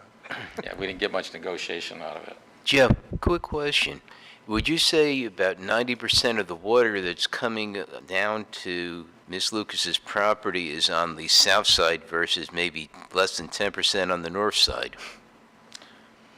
Most of it's coming down that side of the road, yes, because there is swells and pipes already there on that side, and there's pipe on the other side and swells, but most of it's coming down from that side. Yeah, I always felt that if the swells were deeper, especially on the south side of the road, it would be a tremendous difference, and I don't think she'd be receiving all the water, which is, it's a disgrace what we see this happen to our property, and that's because the people further up the road didn't have those swales.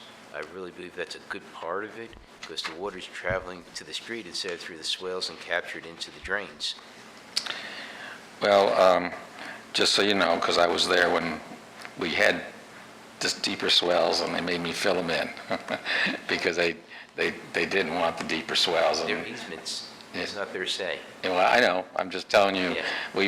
the first phase of this project, we tried to be accommodating to the neighborhoods and everything. We wanted to set up a project that showed people we can get something done and it looked nice but unfortunately, some of the people have not wanted deeper swells.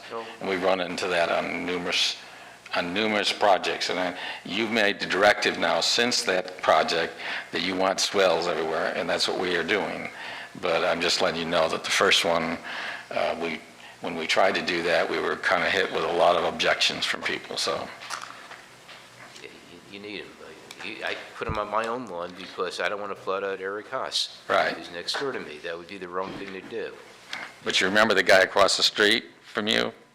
We had swells there deep, remember? And he said, no, we will not have that, and so I had to go change them all to fill them in. So you've been a good neighbor. I'm just saying. So it's a matter of, when we're in this trying to keep everybody happy, and that's what makes us very difficult here, folks, is we got a lot of items into these projects. This project has 2 control structures in inlets just to keep water from getting in or getting out of them so they don't flood areas, okay? I mean, there's a lot of control structures, there's a lot of components with inlets and exfiltration pipe and all these things. This one, I'm trying to keep to as much as $98,000 and $95,000 and $70,000 is still a lot of money. I'm trying to keep it to something that's more of a swale work and some minor controls and adjustments. And when you look at the unit prices, you're going to see that most of these things are not huge items. Probably one of the biggest items is maintaining and fixing somebody's irrigation and landscaping. Now, I don't think we're going to need that allowance. That's about 10 grand in their number. To be honest with you, most of what we're talking about impacting, there's one hedge area that we have. Most of it's sod work, which we have another item for sod. But most of the other items, the other one is mobilization. Why did they give me a number of $14,000 mobilization? They're on the project technically. They're technically just down the street. So that was one, but they insisted they had to have that because they have to engage their drainage group out there. Well, their drainage group is working right now. Only move over there after you get the work done that you're doing on phase 3, so. We charge them to leave their equipment at 78 South Sewell Point Road? Yeah. Send them a bill. Maybe that'll make up the difference. $95,000 to rent our property. Anyways, I think at this point, I would love to tell them that basically at this point, you're not ready to sign this contract till we can get to a better price. I think that's probably what I would like to do at this moment. I'll But, help you deliver that message. yes, I'm sure you will, so. And I want to commend Mariah. She did a great job getting these grants in. She did it, I mean, she's doing it all for you guys. I'll tell you, she got to get those grants in was amazing. And that's not the first, there's 2 this last month, and the month before was another one, so doing a good job. Commissioner Titicus? Thank you. I have a couple questions, Joe. One is, are the yard drains in Mrs. Lucas's yard and across the street that were on the drawing, are they already connected to the outfall? Yes, yard drains are connected, and that's a good question. On this bid here, connect to existing inlet, $12,540. You already addressed the mobilization, $14,945. These guys are here, they've got all their equipment, all of that turns around and totals up to $26,000. So, and then the comment, I'd like you to be a mensch from the standpoint that you designed phase 1 and, for the most part it works. However, Mrs. Lucas has a little problem. Across the street's got a little problem. If you want to be a mensch, why don't you eat the difference between the 70 and the 95? Okay, so let's talk about the project, because... Well, let's talk about the cost differential and you ponying up the money. I know what you're talking about, I can hear that. So I want you to look at some pictures, because I've been sitting here for, 3 or 4 years since we finished this job, and apparently we've done nothing right. And this is what bothers me about this whole thing. So show them the pictures of the flooding that we've had, and we've got documentation since 1985, every year. And apparently we've done nothing to help this community out. And quite frankly, we've done a lot. We've done a lot more than we really should have had to do, but we've done it because, so I don't really care, because quite frankly, I'm not going to keep taking this thing that I now got to give you money to work here, because I don't need to, folks, just to be honest with you. I'm willing to help, and that's what we've been doing, but we've gotten tons of grants for you, and we got plenty of work. Everything works here. There's nothing wrong with this, and there's a level of service I've had to provide. We've done that. Basically, everything we've told you from day one on these projects, and this is another reason, everything we've told you is you have to provide, you're not providing me areas for retention, which was asked for years. You don't have the room anymore, there's no lots, so we have to put everything underground storage, okay? And then what we have to do is we have to expect the neighborhood to provide the drainage on their lots. That's what we've been selling. That's what we've been doing to everybody.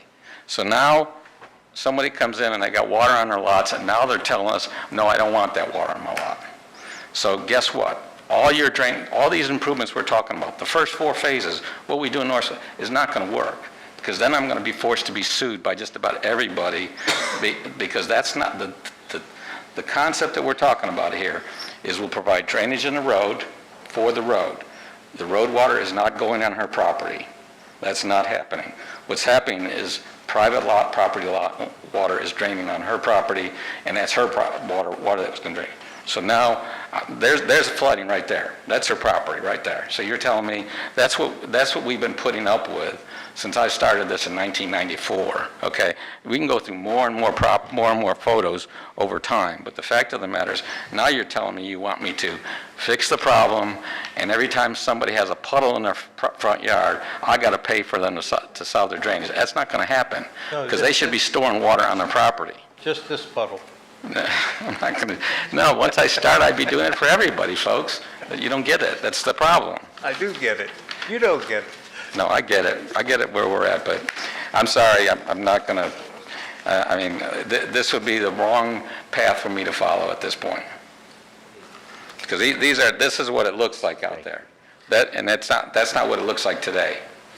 Let me just start by saying how appreciative I am of the work you do for us, all right? So you could Thank you. lower the temperature a little bit, because I was going to ask, but Vinny asked it for me, what line item of our budget was allocated to cover this before he told me that somewhere along the way we allocated 70 grand.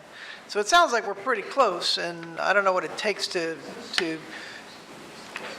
do the negotiation and ask Mariah where do I understand also we've already applied for a grant to cover this anyway? No. We've applied for a grant to the main, as I stated when we started talking about this in January, the benefit, the only way we're going to keep water from getting into these low-lying properties, and it's all along that area of South Sewell's Point Road, quite frankly, from High Point all the way to Margarita, is to provide some drainage improvements in the upper end areas, and that's because that's where the water's coming from. It's coming down the road. Okay. So what's the next step? I mean, how do we? Mayor, I had one quick. Okay, go ahead. I just wanted to comment on what Joe had said, that unless I'm missing a High Point neighbor in here, I'm the only person that lives in High Point and drove the area constantly before the project and after the project. It is vastly improved. Is it 100% perfect? No. Sorry. Okay, I'm the only, okay, you live in Mandalay, but I drive past it. This is my opinion. My opinion is that it is vastly improved, not perfect, but vastly improved. And so I thank Joe, and I thank the town, and I thank everybody that made that project happen. And in my opinion, I think there should have been a cheaper fix. I think that $70,000 is too much of everybody's money to be spending essentially for one person's property. I think there's a cheaper fix. That's how I felt, and so. It's a dangerous precedent. I mean, the roads are 100% clear, that is fact. I mean, even I'm retaining some water when you have a heavy rain, but I knew that going in, and I know it's going to last for a few hours, and then it's going to go away, but... Well, refresh my memory, did we approve the 70? Yeah, we did in January, a January meeting. Okay. Public comment. I guess, The rent's just going up. Well, you're pretty close, so I guess I'm just asking. we're getting there. Go to the Now, next step. I just have a couple things to say. First of all, I have a hedge. She called me one time and said to me, "There's no water." Do you think I'm lying? 21. I've lived in this house 23 years. I have never had one drop of water. I'm in a different flood zone now. I have flood insurance. I have home insurance. I'm improving my house constantly, and this happens. I've known Joe for years. I remember when he proposed, maybe Frank, you were on there. I don't know, maybe Vinny, I don't think you were. He proposed buying lots when they were $30,000, $40,000 on the next street. And you know what the commissioners did? Nothing. Zero. So I'm sitting here, these are pictures. I've submitted them all to everybody here. This is nonsense. My property is flooded. Yes. Did I ever have hurricane? Yeah. Did we ever have water in the house? No. Did it get up to the house? No. When the driveway was done, and you'll see, I have 2 ponds in my driveway. Why? The driveway's wrong. The guy that was doing the driveway even told me so. This is so ridiculous. This makes me, I mean, really, my blood pressure is probably really high right now. Because I don't know how any of you can sit up there and not really understand this. Let me repeat Brian Mass. Cindy, you have Lake Michigan, the Mississippi River, numerous streams and ponds. I was actually going to wear my husband's wellies and with my fishing pole. Maybe we can go fishing on my property. We've been talking about this since I submitted it. I've got all the pictures right here on my phone. So I don't know what you're doing, but, you know, I've asked for all the records. I want all the records right now. I want to go through them, every single one, and I want to see them. It's not anyone's fault. Retrospect, I mean, he's right when he says all that stuff about back in the day, because that's true. This is long before a lot of you were around. So this is what happens when you push things down the road. You know, it's just the typical government nonsense. It really is. And I really, if you want to see my property, how about somebody ring the doorbell? I mean, I know the town managers walk down there. My yard is a disgrace. It's embarrassing. I just had a new roof put up. I had new gutters. I'm getting a paint job on my house, and it's embarrassing what my yard looks like. My fence is full of mold. Full of mold. My golden retriever died, and I do believe he had all kinds of problems from the yard. I just got another dog. I mean, what is it going to take? You know, and I love this town. I've been here a long time. I lived in an old house in Stewart, and I never had any of these problems. It's really a shame. It really is. And as far as Forever Sewell's, thank God we have some people that care about this place and have another voice. Not everybody's going to agree on everything. That's what free speech is about. Did you see what happened to Charlie Kirk? I know Charlie Kirk. We don't have free speech anymore. We're done. And we're a little town. And I'm asking you to, every single one of you, go see my property now. It's a disgrace. And you better get it done, because I'm sick of it.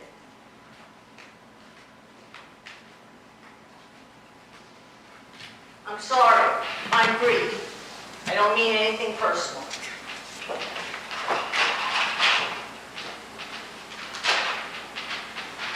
I don't think any of you would like it either. You know, I'm a widow. It's a really hard. It'll be 11 years since Bob is gone, and all this nonsense. It makes me sick to my stomach. Thank you. Just to recap, so I will pursue the negotiations to bring the amount down to the accepted level and report back on the 22nd.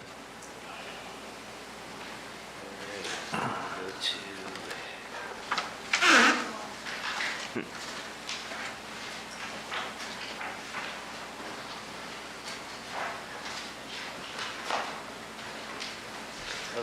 town manager evaluation.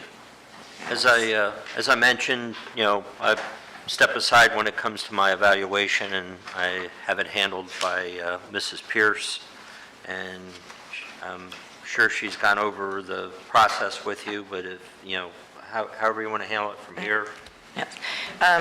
So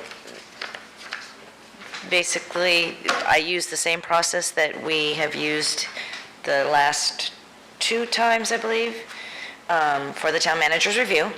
Everybody was sent an evaluation form, and I asked to have those returned.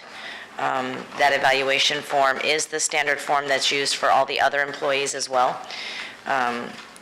Each commissioner does return their evaluation form, and then what I do is I take and I summarize them. And so I have a spreadsheet that I do, and I take every commissioner has got a column, and I tally up all the numbers, and then I get the average, and I place it on a summary form. Now, each commissioner on their performance review also has the ability to make comments. When there's comments that commissioners submit, I take those comments off of their form, and they are placed in this summary form. This performance review did have 2 commissioners that submitted separate written documents, and those were attached at the very end of this performance evaluation so that you could see what those 2 commissioners submitted.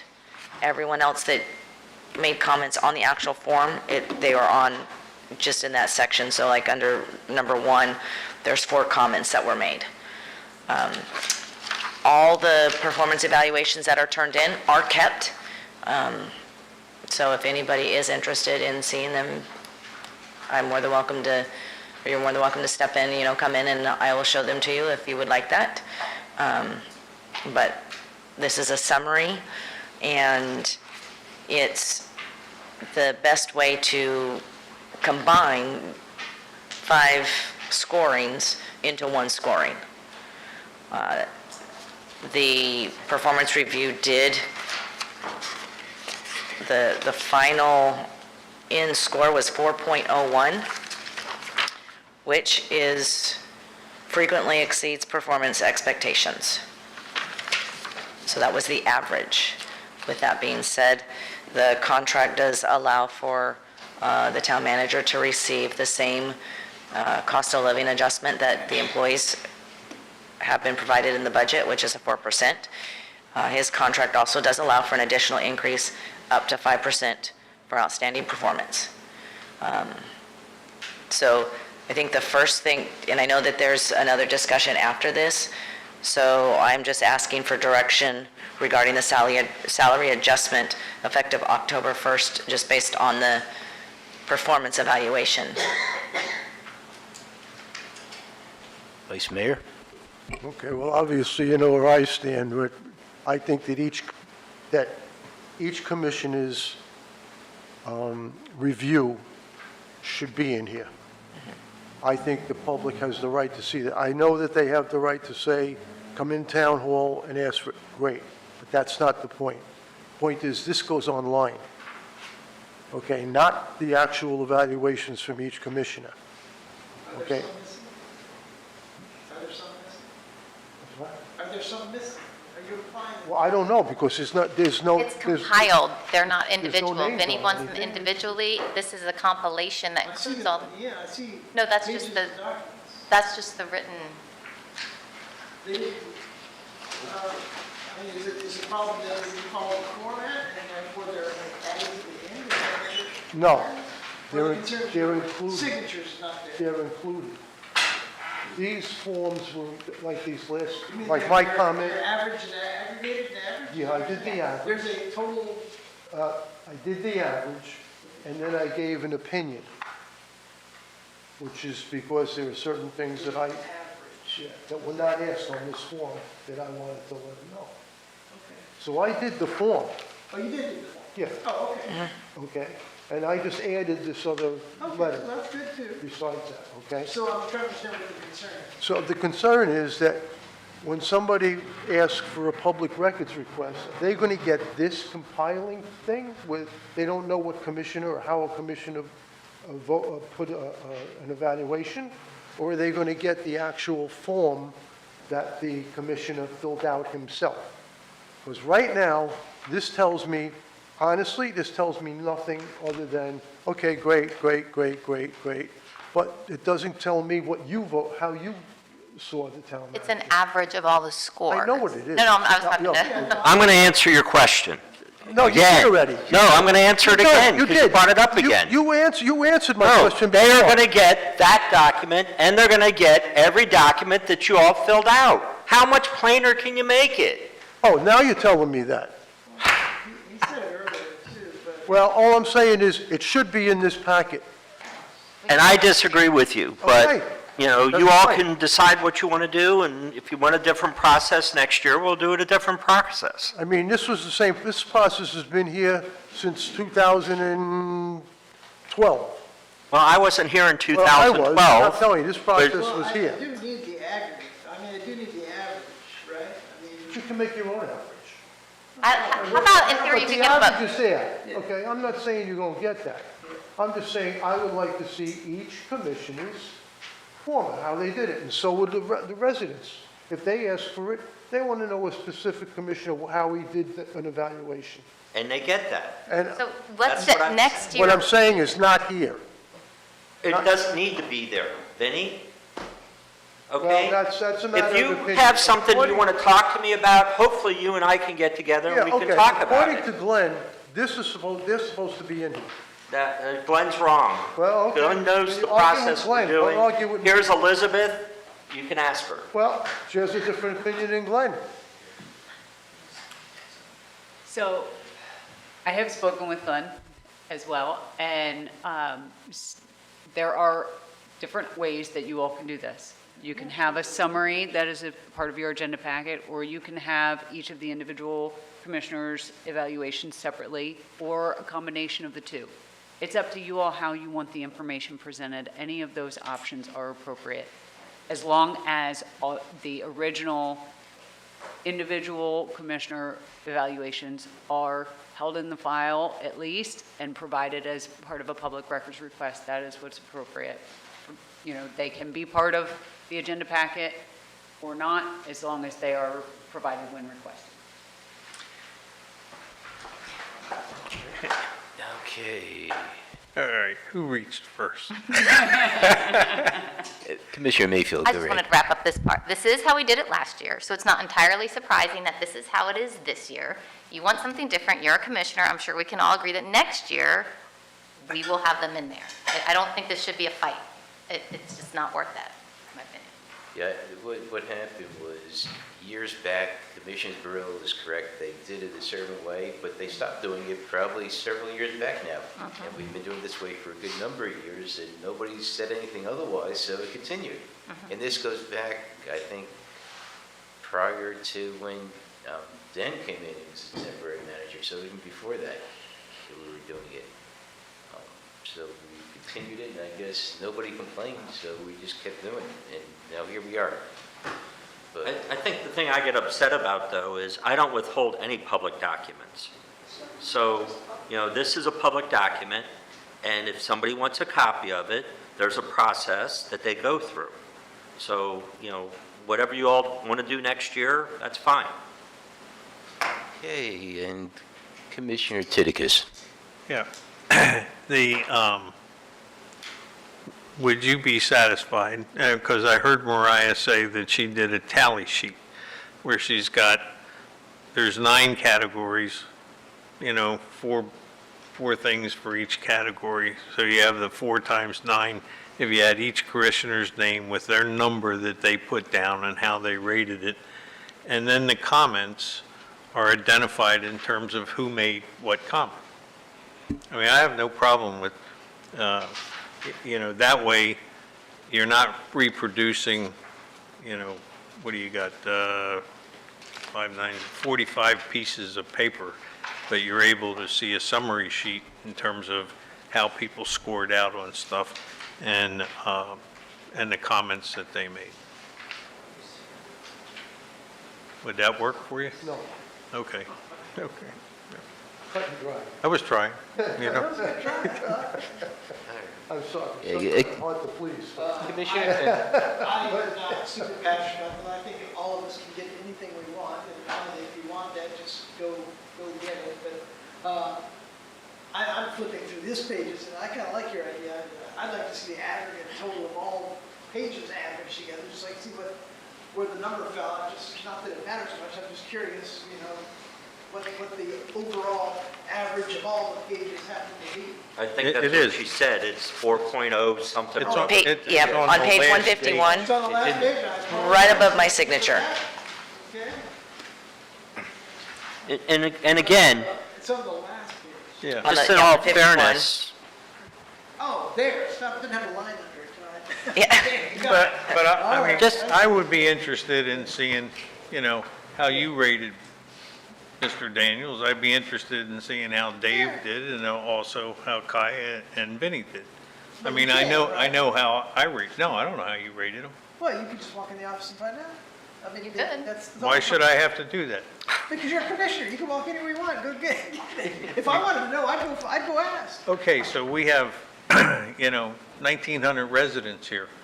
If the residents are interested in it, they've got to come in and ask why.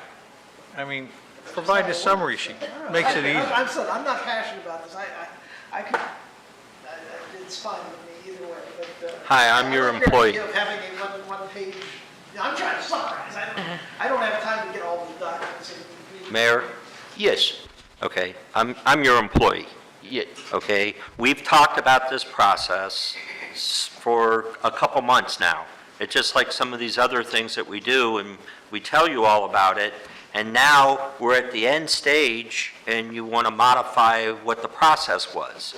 In all fairness to your employee, just like I want to be fair to my employees, they know what the process is for their evaluations, and we set this. If you wanted to change it or modify it, all you had to do was, give direction to Mariah, because I told you I am out of it. I don't want to be involved with it. And so, that's all I'm saying. If you want to do something next year, fine, but to go and reinvent the wheel on the 11th hour, I think is unfair to me. I understand your argument. yeah. In all fairness, this is what we've done for the last number of years now, and it hasn't changed, and this is before Town Manager Daniels became our town manager, so. Commissioner May. Yes, I think that our town manager is doing a great job. I think this is a difficult job. This town has a lot going on. Nobody's perfect. I never rate anybody perfectly, but I have been very pleased with his performance, and I would definitely say the increase should be the same as the town employees. I know, Mariah, you said separate it out from the position market analysis, but I'm not sure, well, We have an agenda Okay. item. so that, I would just leave it at the 4% increase, for sure. Okay. He's doing well. So,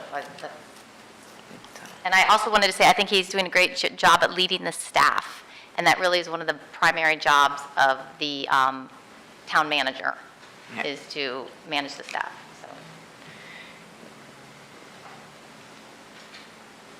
Commissioner Fender. Thank you for being positive, Kaya, I agree. But I thought there were like multiple components to this. I mean, I heard you say something about 4%. Remind me, I'm sorry. It's in his contract that with a satisfactory performance, he is entitled to the same COLA increase that the staff gets, which was 4% this year. But I thought there was something else. There was also that additional that's talked about here, the additional increase of up to 5% may be awarded for outstanding performance that we put into his contract. But we're also talking about, which I thought was a great way to put it actually, is the town manager position. Sorry, Mariah, I'm bringing it up again. But to me, they're kind of on the town manager position market analysis. When we had the issue earlier in the year, I was always of the opinion he came in low for the salary, so I have some thoughts on that part of it. But that's the other aspect. It's like, I'm trying to figure out the process by where we get to that. apparently it's the next agenda item, but I kind of It's the think next all- agenda Is it on the agenda? Yes. All right, I'll be So- quiet then. All right. If we can accept the Yes. performance evaluation, then we can, I would make a motion to accept the performance evaluations, if that's a separate one. That seems straightforward. I'm going to make that motion first. I make a motion to accept the performance evaluations. I will second. okay. I'm going to start with Vice Mayor Burrell. No, unless it gets changed, no. Mayor Kurzman. Yes. Commissioner Fender. Yes. Commissioner Titicus. Yeah, I'll accept this, and it's understand that Mr. Daniels' contract drives the increase based upon the aggregate score. Is that correct? Correct. Yes. And Commissioner Mayfield. Yes. Passes 4-1. Okay.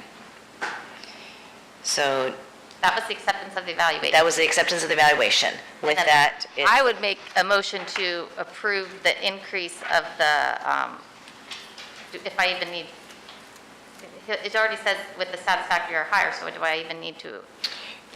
no, so if you're going to be looking at, basically, that was for the 4%. Okay. If you were, the contract allows for a 5% I see what you're saying, awarded. But moving to the next agenda item, it's the talk about the market adjustment of the town manager's position. Yes. So I did put a sheet in front of everyone. That sheet was handed out back in March as well, when this topic originally came up. 3 of the agencies have been updated. I put a little asterisk, I think it was Juneau, Jupiter Island, and there's one other that was updated. But it says, it was, Commissioner Fender, it's going to be a separate spreadsheet that was handed out. Yeah. So basically, that was the dollar amounts that we were provided back in March. And so just asking, direction from the town commission on what or how you would like to proceed. Go ahead, Commissioner Mayfield. Yes, I have thought about this, and I think it's a smart move. The town manager, but I think, like I said before at the other agenda item, that I think he came in low, and I think if we were to try to find another town manager of his caliber, I don't think they would come in at the salary he's making now. And I think the comparison sheet is great.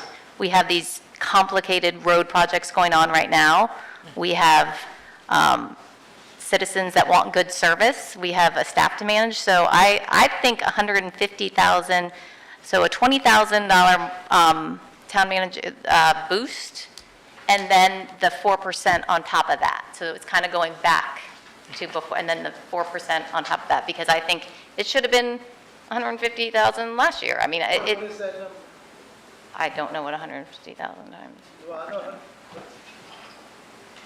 It's, So, should be 31,000 more. I don't know what the percentage raise is. one second, let me, 31,000, what are you saying? Right, at 129 roughly. It would be 156,000. yeah, so you're wanting the 20,000 first. Yeah, that's just kind of how I thought in my mind. That seemed like a reasonable chunk to go up for this position and what it entails at this point in time. I don't think that this point in time is comparable to prior to these major projects. I think it's a different, and we as commissioners do not get paid, and I'm not saying that we don't work just as hard as commissioners who do get paid, but that's an area that the town cuts, and I think, the staff works, so. Yep, so we would be at, I'm coming up with 155,735. So what would, I thought his current salary was 129,775. Correct. I rounded that up to 130,000, I added 20,000 to 150, and then I put the Okay. 4% raise on that. So I kept it 149,775. Oh, okay. So you want it to be 150? Okay. I just like round numbers, you can make it whatever you, 150. 150 is nice Well, round. You're putting 4% on top of the 150? I am putting 4% on top of it, I am. I think this is hard. This meeting was kind of hard. Like, this is not an easy job. And we have a lot going on. We ask a lot. We as commissioners are constantly like, do this. It's a hard job. And I look at these other salaries. I hear my husband runs a business. I hear what his talk about salaries and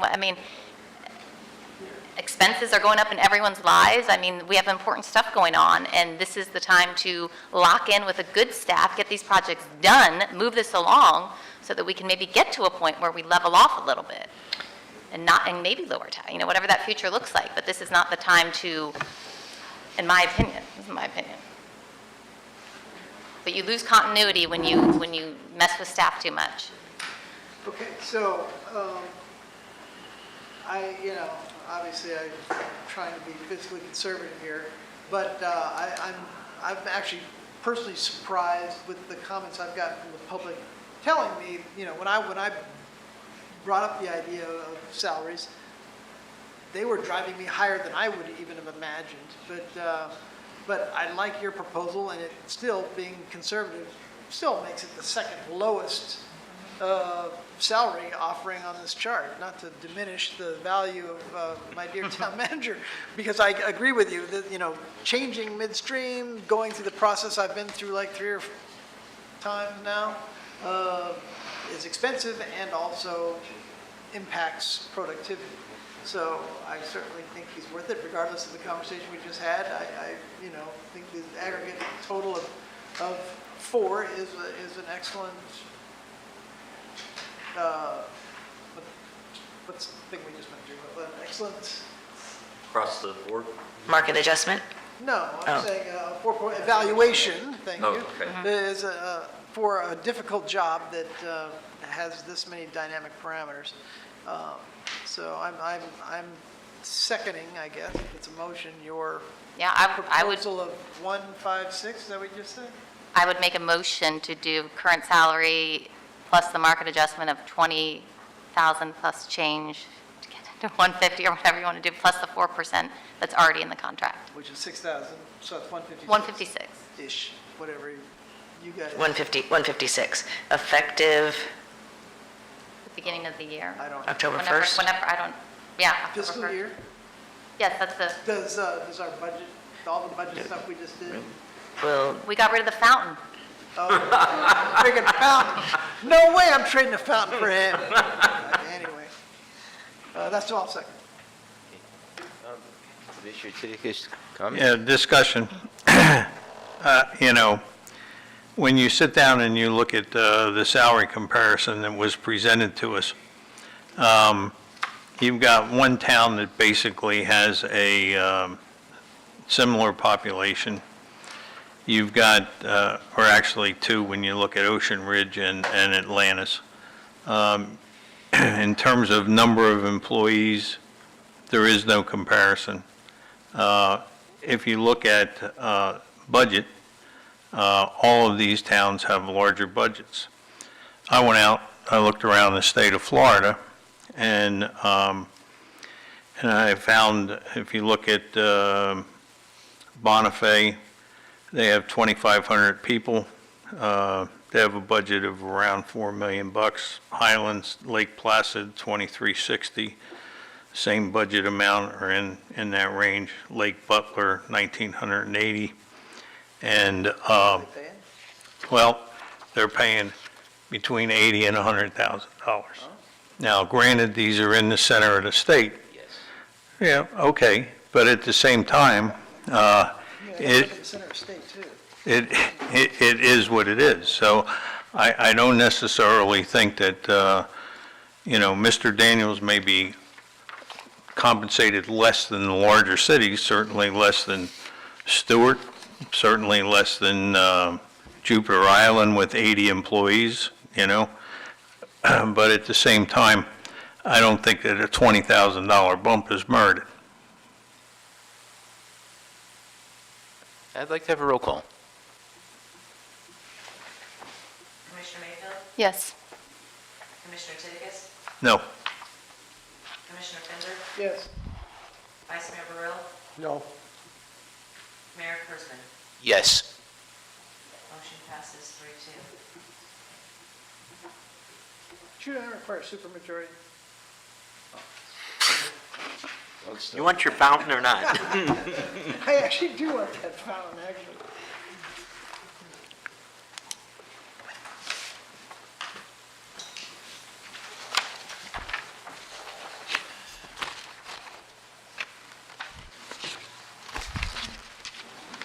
takes us to discussion. Not to push you guys along. We've been here 4 hours. Staff comments. Just to let everyone know the obvious, our next meeting is on a Monday, the 22nd, so that's a week from this Monday. So my staff has already started working on the agenda items that are required for the meeting, and we are going to do our best to get that agenda out Monday or Tuesday. But, you know, just keep in mind too, and I know I'm being measured against other communities with big staffs, but we get a lot done with a small staff and the lower amount of money that we pay. But, and I do appreciate this staff because everybody works hard. And, you know, they're here at the meetings and, you know, you know, I won't hear a complaint 1 in the morning. And I do have a staff meeting with everyone at 9 tomorrow, so we can make sure that we're prepared for the next meeting. So, but I appreciate your patience, and I appreciate, hopefully you accept the comments that I made, because I take this job very seriously, and I do appreciate the support that I get. And that's all I really have to mention for the meeting. So we'll have that agenda out next week. Now we're on to commissioner comments. You don't have any? I do. Couple things. One was, and I received a copy of this, but I'm bringing it up. You gave me a copy yesterday. The poll that was suggested for the remaining 368 homes, when will that be going out? I think once we got your okay, I think it's going out. I'll know more tomorrow. But it was to be distributed to all the commissioners. Has everybody else seen it? I haven't looked at, since I've not looked at my town email. If it was today, you said yesterday, I think. I've not seen it. I don't know. I'll have to check and see and make sure it went out to everyone. But Okay. it'll go out in the morning if it hasn't. Great. And then policy and procedure on stormwater maintenance. Yes. I want to see it. I'm pretty sure we had to give it for DEP, but with everything going on the last 2 days, Okay. Will you get it to me? yes, sir. Thank you. And as I mentioned earlier, you know, I think you and Mariah did a good job in preparing and submitting the grant application. And I realize, I understand, I guess that Joe's staff chipped in on it, but thank Well, you. a lot of those numbers, you know, we need assistance on, so. Right. But, you know, Mariah was the one that felt the brunt of it and putting everything together, so. So, and now I'm going to bring up another issue that goes back to the TC Palm article. In that TC Palm article, Mr. Torsivia, and I'm sorry he's not here, said that the report was simply mentioned as a separate report by town engineer Joe Capra of Captech Engineering. The requested report also was never prepared for the town, Torsivia said. So now I've got a question for Elizabeth. If the town pays for something, does the town own it? That depends. That depends. It does. If I walk into a store and shell out some money, do I own the item? Well, a store is different than work product from design teams and whatnot. And I was looking at a contract today that said that the engineer is designing a project not for this town, but for some other governmental agency. Whatever design plans they came up with belong to that engineering firm, and the government entity would have no right to make copies of them or distribute them or anything without the express written permission of the engineering firm. I don't think that's what your contract says, but I'm not going to say that you have the right to it without looking at your contract first to make sure. Okay, well, there was a Giffords-Webster report that apparently was also on the front cover of the town of Sewell's Point report, along with Captech. Okay. And the town reimbursed Captech $75,000 for this report. And yet, at the same time, Mr. Torsivia, when responding to a public records request, said that with respect to the Giffords-Webster report, the town is unaware of the existence of any such document. So I want to know why we haven't gotten it. If I can explain to you, I wasn't here when this was done. I didn't number one. say you were. No, I know. But, you know, so I don't know, I don't believe we had a contract with whatever the name of the firm is, Giffords, Webster, or whatever. No, they were a subcontractor to Joe. Right. And we paid for Joe's report. We didn't pay, you can shake your head all you want. I'm telling you what I'm being told. So, you know, and so that's, you know, there's been this whole thing that's blown up over this report. And Joe's here, he has the right to get references for any study that he does.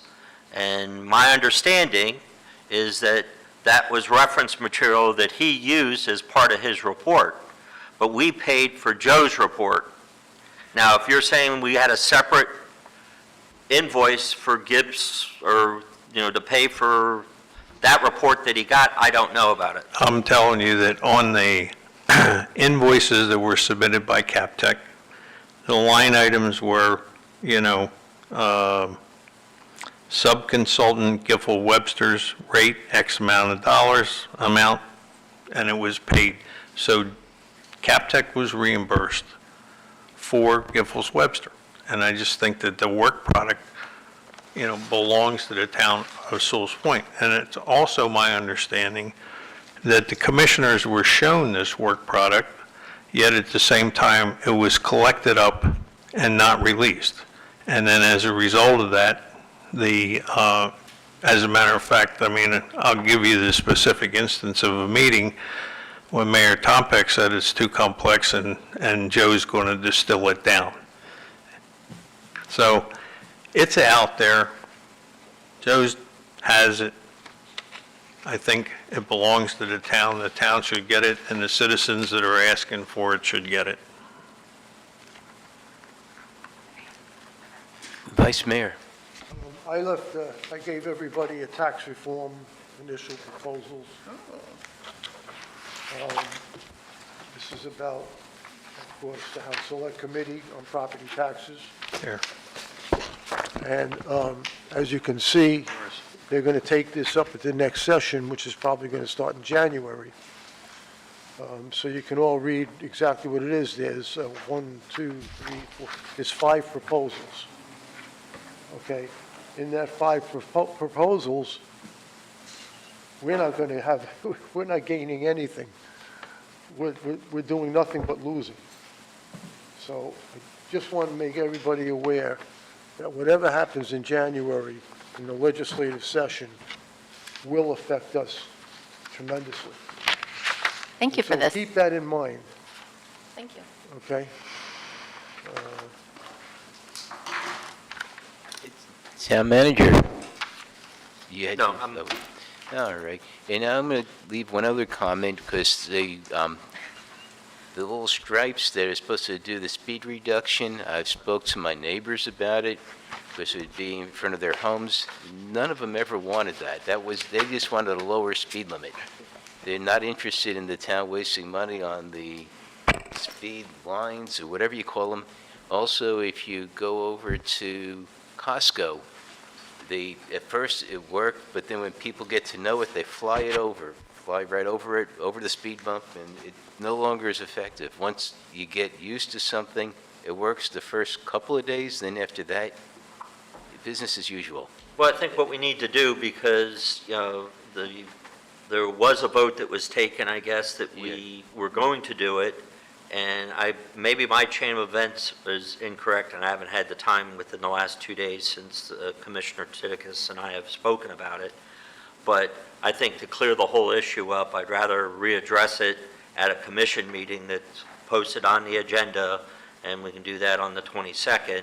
And, you know, you can either reaffirm that you want it done or you don't want it done.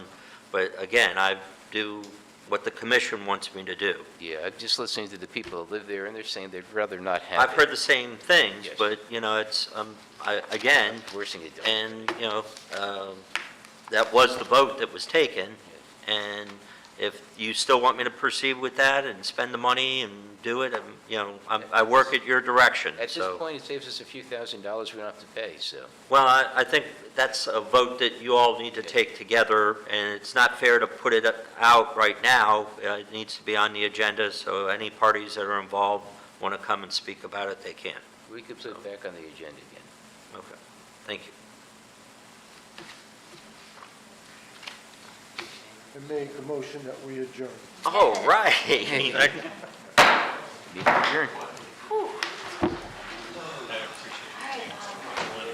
I'm ready to get out of here. Yes.